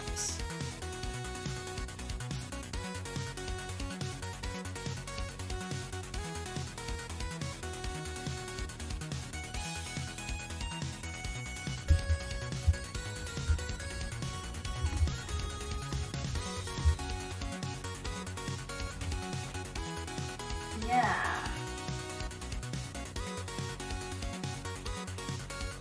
Definitely more for me to do here.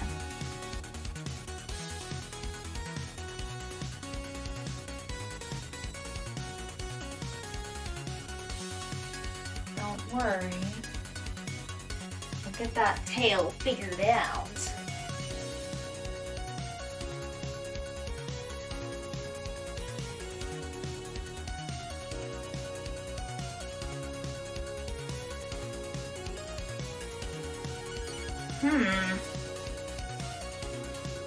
Okay, let's check this. No, it's the opposite. It's amazing. America spiced it up to make it seem like action.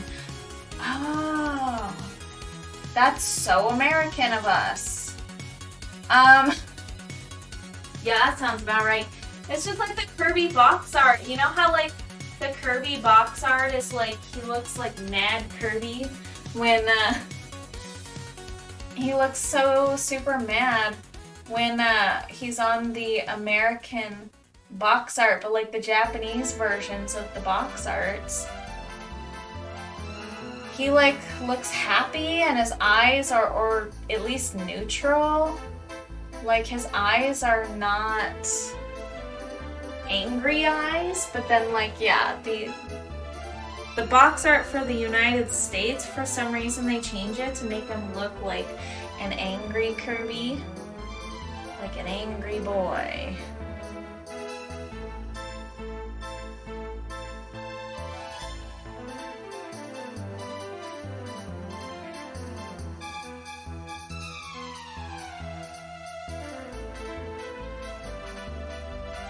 There. I think that looks like a snowy tree. Perhaps. Maybe. I don't know.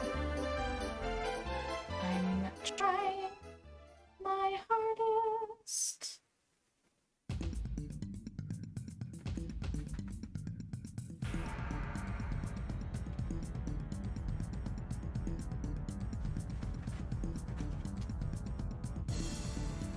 What are we doing with these trees? Yeah, in American art, he's angry. In Japan, he's happy. Exactly. Crazy Americans. Their crazy box art. Why can't people just love Kirby for being cute and adorable and small and pink and precious? I mean, the thing is like, they just assume that, like, Americans, like, I don't know, they assume that Americans, like, oh, I have to be, like, real gentle with these brush strokes. I'm thinking that this is what I'm supposed to do. If I'm, like, really gentle with these brush strokes. I was, like, a little kind of crazy before about the brush strokes, but if I think I can get in here with these. I have to be, like, all quiet as if I'm, like, trying not to wake up my painting or something. It's totally nuts. Anyways,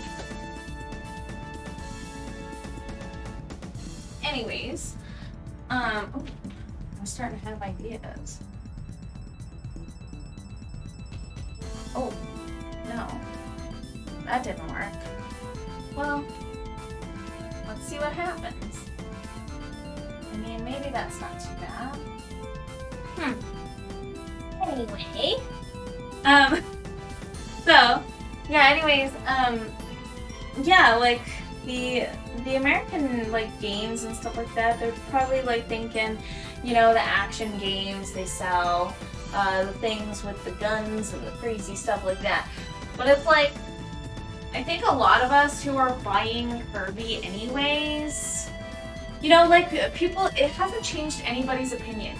People who think Kirby is too cutesy and small and, like, adorable for them to play, and they like their, like, crazy metal cool games, you know, where they're, like, you know, using guns and, like, weapons. Well, the people who are playing those games and who, like, you know, don't like the cutesy stuff, who would, you know, want something that's more of a, something like, you know, something like that, for example, they're not playing Kirby games. That's the thing. It's like, what are they doing? What are they doing? Those people aren't even playing Kirby games. It's the people who, like, who already know that Kirby's, like, not that kind of game. You're not gonna get somebody who's disappointed, like, oh man, I thought there were gonna be machine guns in this game. And it's like a Kirby game where he's just like a little pink fluff ball that might even look a little angry on the cover. Like, I don't think it's going to help with sales, is all I'm trying to say. It just doesn't make any sense. Don't make no sense.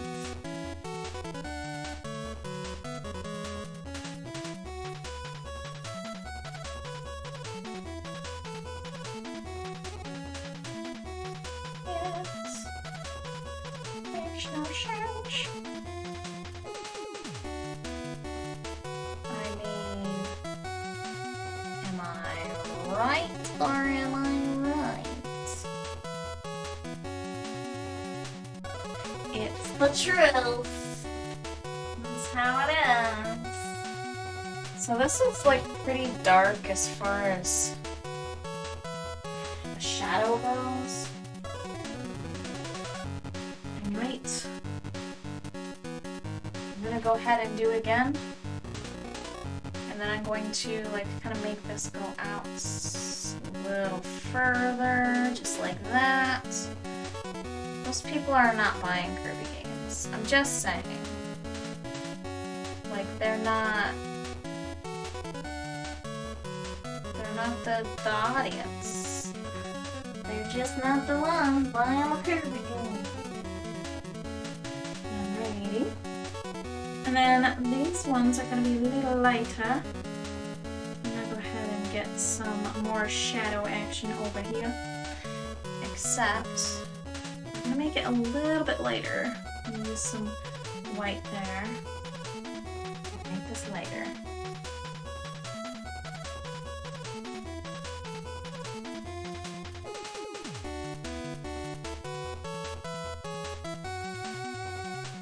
Also gonna kind of do that for the ends of these. I'm gonna go ahead and make that a little bit lighter too. And then we're gonna go ahead and make this quite a bit lighter as well.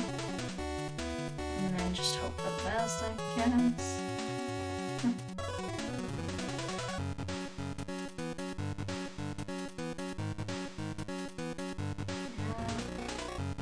Okay. That looks a little bit like shadows, just a tiny bit.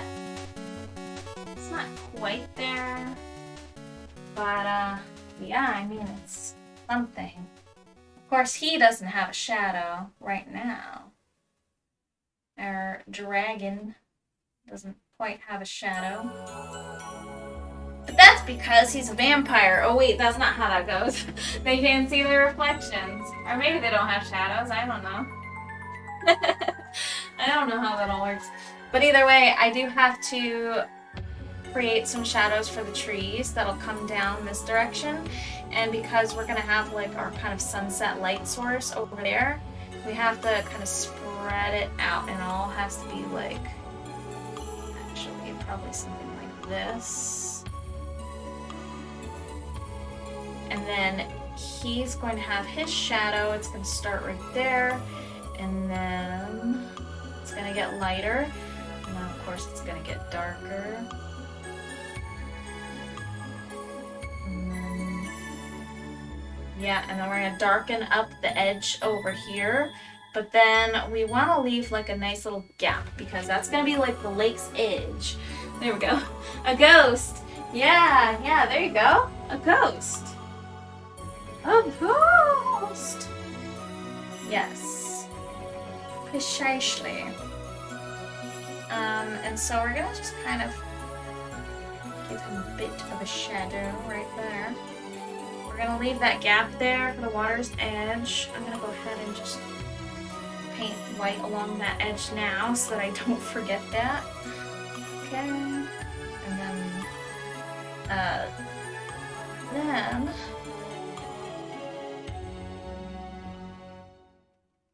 we're gonna make that shadow quite a bit darker as it comes down this direction. Yes. Well, he has a shadow. Yes, he does.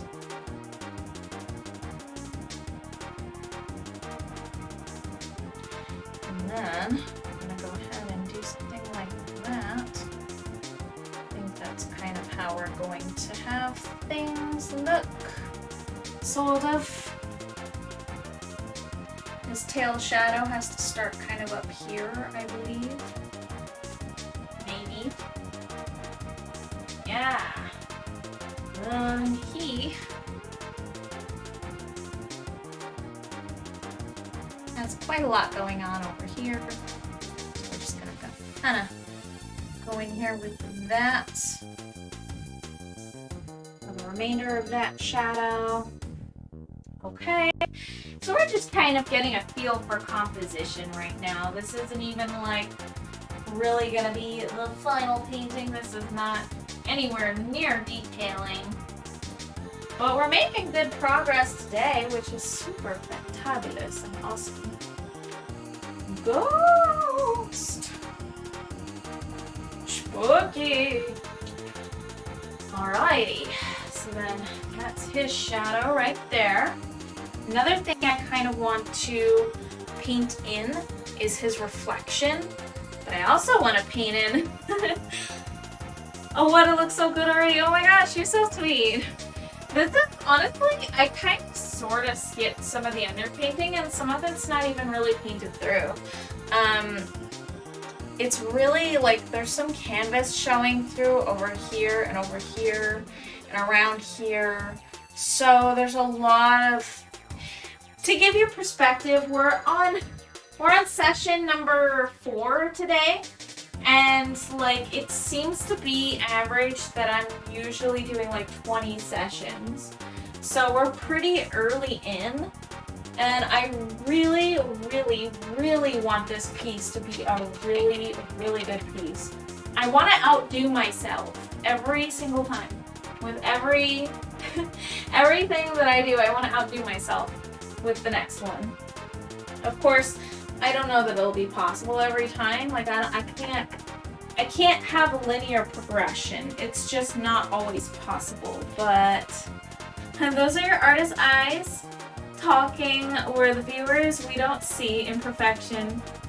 We see art. Oh, that's so sweet.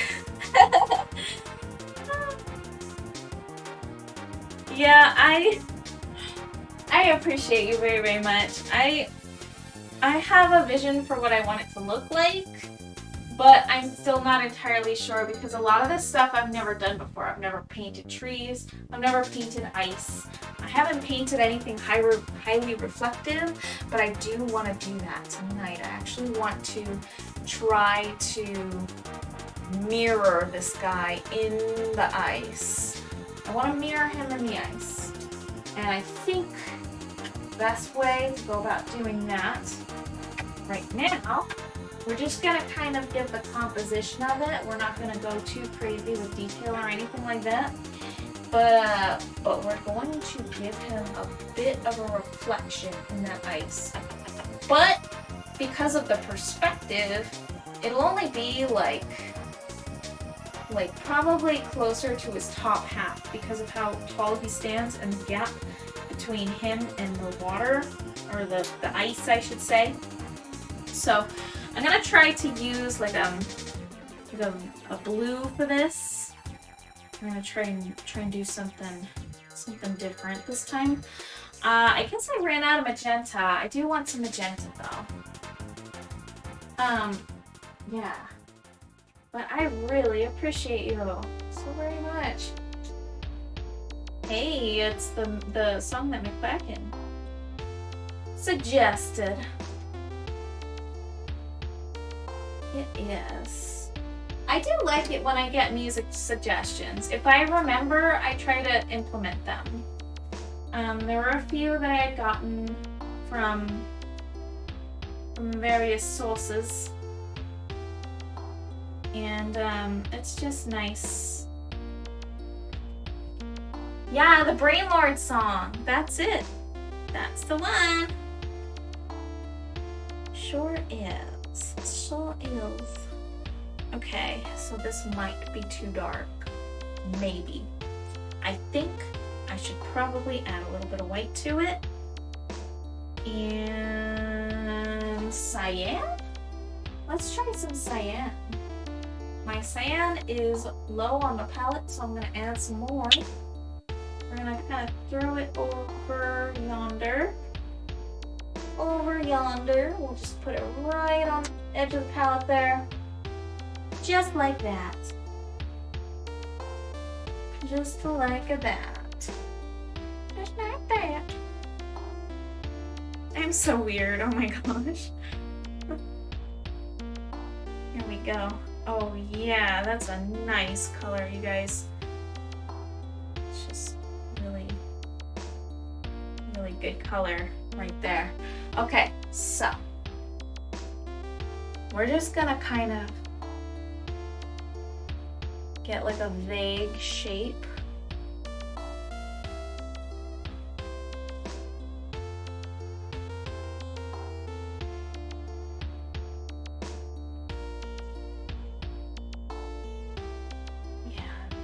Head shape, and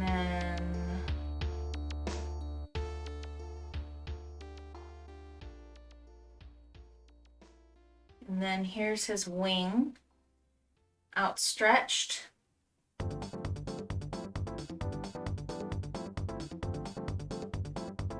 we're going really, really light on the canvas right now. We're gonna have it kind of go like.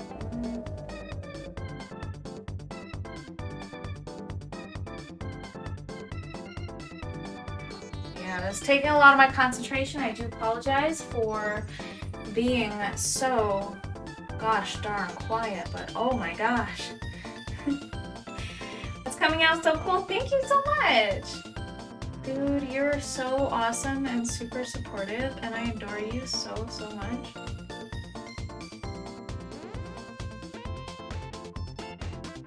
You and your wifey to be. My gosh. Do you guys have a date planned yet for your inevitable wedding?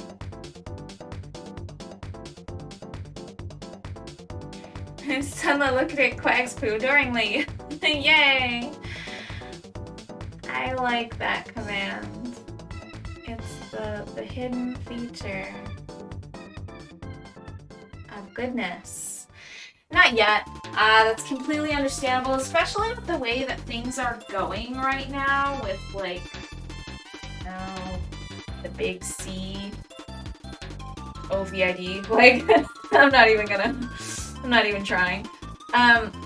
But yeah, like the way that things are going right now with that, it's kind of a pain. It's just not easy to coordinate that kind of stuff right now.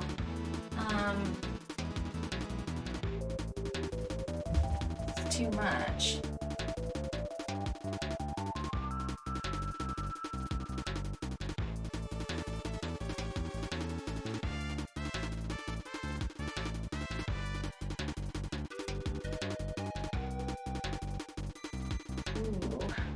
Yeah, so like husband and I, we had our wedding in 2022 or 2020. It's 2022 now.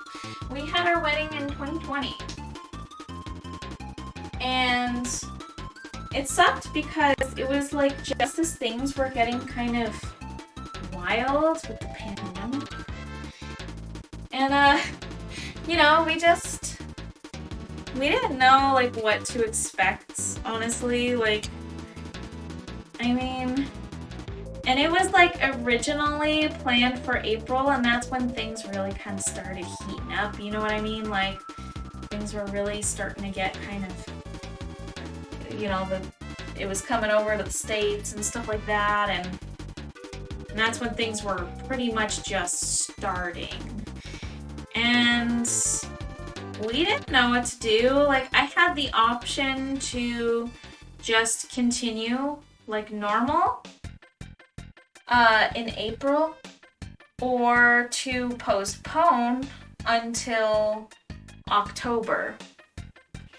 And that's when I could postpone until. And I was like, duh, postponed till October. But it just kept getting worse. So I had a really, really small COVID wedding. And like those were like those were my options. So it wasn't like I had a lot of options. It was a really expensive venue. We couldn't just like, there was so much money down that we had to put that it was like, you can't just not have it. So we ended up just having a really small wedding. Which, you know, it wasn't like the thing that I kind of quite had in mind, and like nobody really anticipates these types of things. But it was really wonderful. It was a very intimate wedding where we just had like the best people who were really there and like who were able to make it, you know, and like it was really small.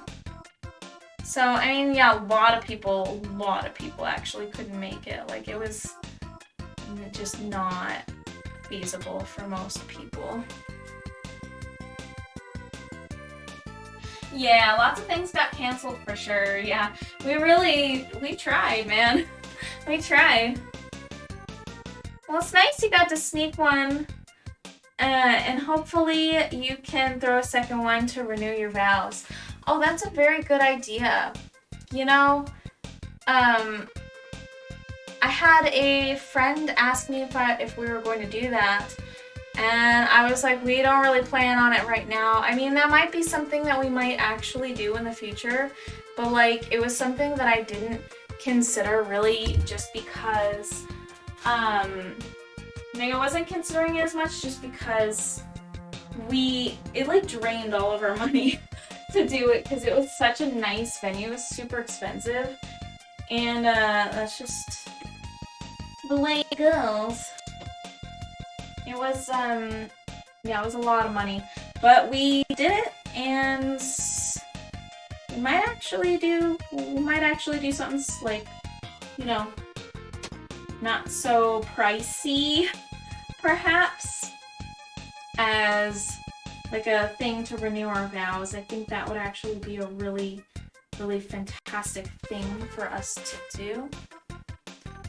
I actually quite agree. Okay, here we go. We want to carve that piece out. Here, we just want to carve that piece out. Perfect. Alright, and then we want to get this darker color back. Now we're just going to kind of blot that in, just like this, and just kind of move some stuff around.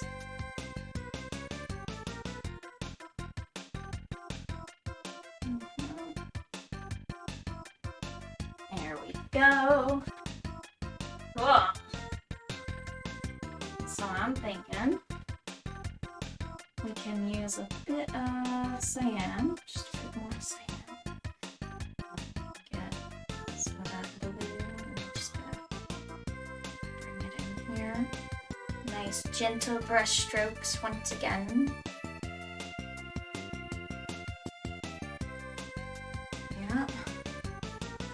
Go. I'm like super quiet now,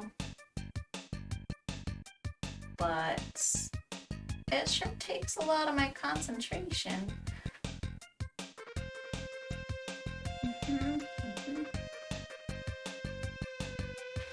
It sure does. But my gosh, this is fun. For sure, this is super fun. Alrighty. Now let's kind of work on getting some colors.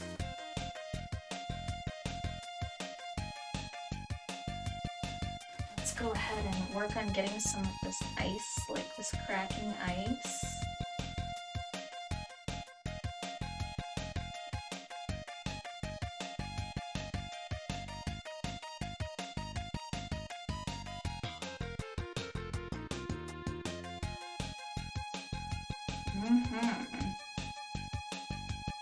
Yeah, something like that. I don't know what I'm doing exactly.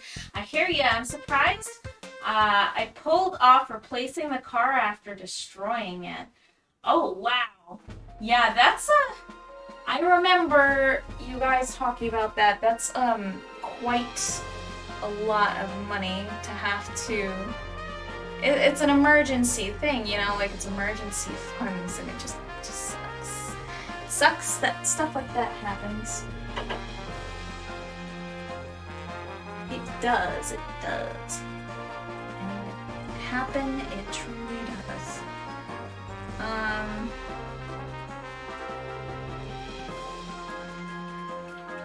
I'm just like totally filling the air with my weird talk. Anyways, what I'm trying to say is, dude, like, that sucks.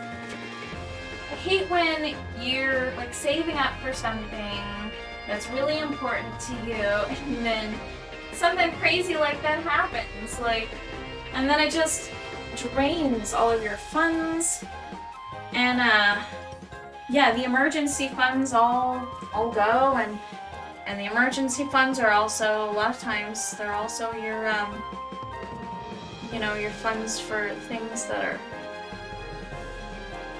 are like, you know, not necessarily like super urgent.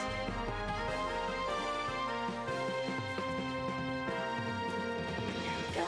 Okay, perfect. Yeah, I had an investment account as my savings and withdrew for that. Wow. Hey, but most importantly, I wasn't hurt at all, right? Exactly. Dude, that's the big thing. I was like freaking out when I saw the picture. I opened up my messenger, my messages. Ugh. Messenger messages. I opened up my messenger messages. And I saw the picture, and I was like, what the heck? I was just like freaking out for a second there. I'm like, dude, is anybody hurt? And then when McQuacken told me that you guys were all good and that you didn't get hurt, I can't believe you didn't actually get hurt. I'm so glad. You went into the railing. I saw that you went right into the railing. So how did that happen? How did that end up becoming a thing that happened? Like, oh, it was the ice, wasn't it? It was all the ice. Oh, jeez, that's too dark. So, and it's hard to draw. It's hard to, I can't even talk right now. I'm like so tired. It's hard to drive on ice. It's actually like really challenging. In my own experience. Especially since I'm in Arizona and we don't really get so much of that stuff around here. It's quite a challenge.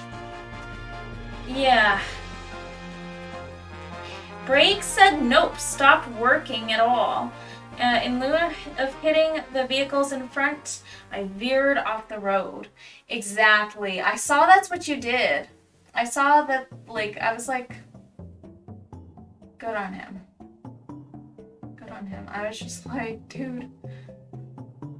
Yeah, you don't want to hit other people and then put them through that, too. I mean, but it's good. It's good that you're okay.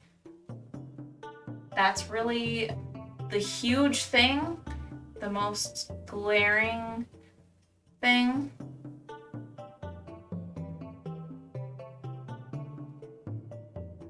I'm just really glad that you're doing all right. That you're unscathed.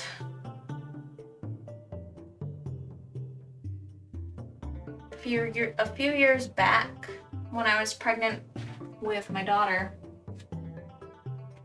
my husband had an accident and his car was totaled. And I could have lost him that day.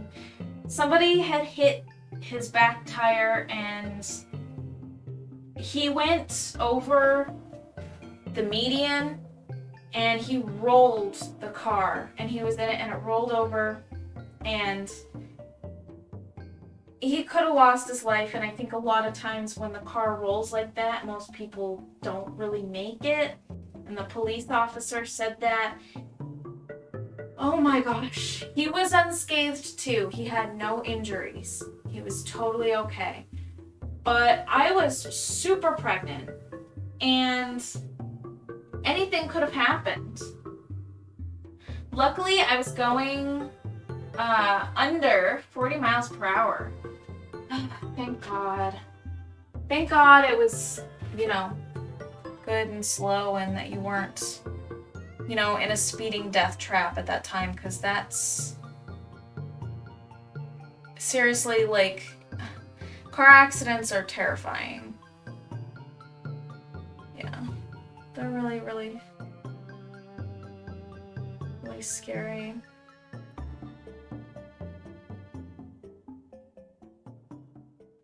It's amazing that we even drive things around that could just, like, you know, that could just get us killed in an instant, and often do, you know. It's amazing that we even do that as a species. Like, what the heck are we thinking, you know what I mean? Crazy. Of course we gotta get places, but I feel like it's kind of, you know, I feel like it's kind of, something that we should, do away with one of these days. I mean, it's a good thing that we, like, do a lot of telecommuting now, because of the pandemic. I think that it's pushed technology in a good direction, for the most part, but yeah, like, that's just, it's just, you know, a lot of people lose their lives on the road, so it's just really something that I feel like, you know, we shouldn't do as often as we do. Like, every day, just to go to a building to work. That's crazy, but thank goodness. Sorry to bring up a bad memory. Oh, it's okay. We're just really, really thankful that things panned out the way that they did, because, like, I swear we've got an angel watching over us. Just have to have my husband around, you know, like, it was before we were married too. Like, I was like, oh my gosh. I was like, we are supposed to get married. I don't want to, like, lose the love of my life. And it was, like, so scary. Oh my gosh. But it's okay. We're good, and we're just thankful that that things panned out the way that they did, because they really could have just gone a totally different direction. Anyhoozle, we have accomplished quite a bit tonight. Look at these trees. They're not perfect, but we'll go over them once again. And I think we're pretty close to done. Pretty gosh darn close. The camera's a little bit laggy. I feel like refreshing the source would have actually helped. But, you know, I'm not too worried about it. Maybe next time. Maybe it'll be something I can learn for next time. Anywho, we have done quite a bit with the trees, and then we also got to do a little bit with some of the shadows and some of the reflection here, which is super fun. Thumbnail views looking the way that I want it to, so that's nice. Yeah, time flew by, I agree. Yeah, what happened? What even happened with the time? You guys. Yeah, so I'm thinking that perhaps I can get some stuff done in my workshop. I think I want to print off some business cards and then just really light work and then get some rest. But I'm thinking, let's see if there's anybody maybe that we can raid and go hang out on for a little bit until I gotta take off and get some rest-a-roni. So I think I'm gonna browse a little bit of Twitch and see what's going on, what's shaking. Do you guys have any suggestions? Anything? I do. Before and after, though, the painting will look awesome. Oh, do before and after. Yeah, that's a good idea. Yes, rest-a-roni sounds good. I agree. Yo, oh wait, they don't let us. I was going to raid Bob Ross, but then I realized that they don't take raids anymore. I forgot about that. I guess there's no harm in trying. I think that it's going to make it so that it doesn't. But there's no harm in trying, I suppose, right? Raid Bob Ross. Yeah, it doesn't let you. It doesn't let you raid Bob Ross. They have it so that you can't do that. But we can raid Pokiro Mio, and they're super awesome. Yeah, so I could totally do that. Yeah, some raids. I guess because of the whole like hate raid thing that was going on. Yeah. I feel like that's probably what happened. Let me just see here. Pokiri Mio, we can raid her. Them? I'm not really sure what their pronouns are. I'm just gonna go with they them. Raid Pokiri Mio.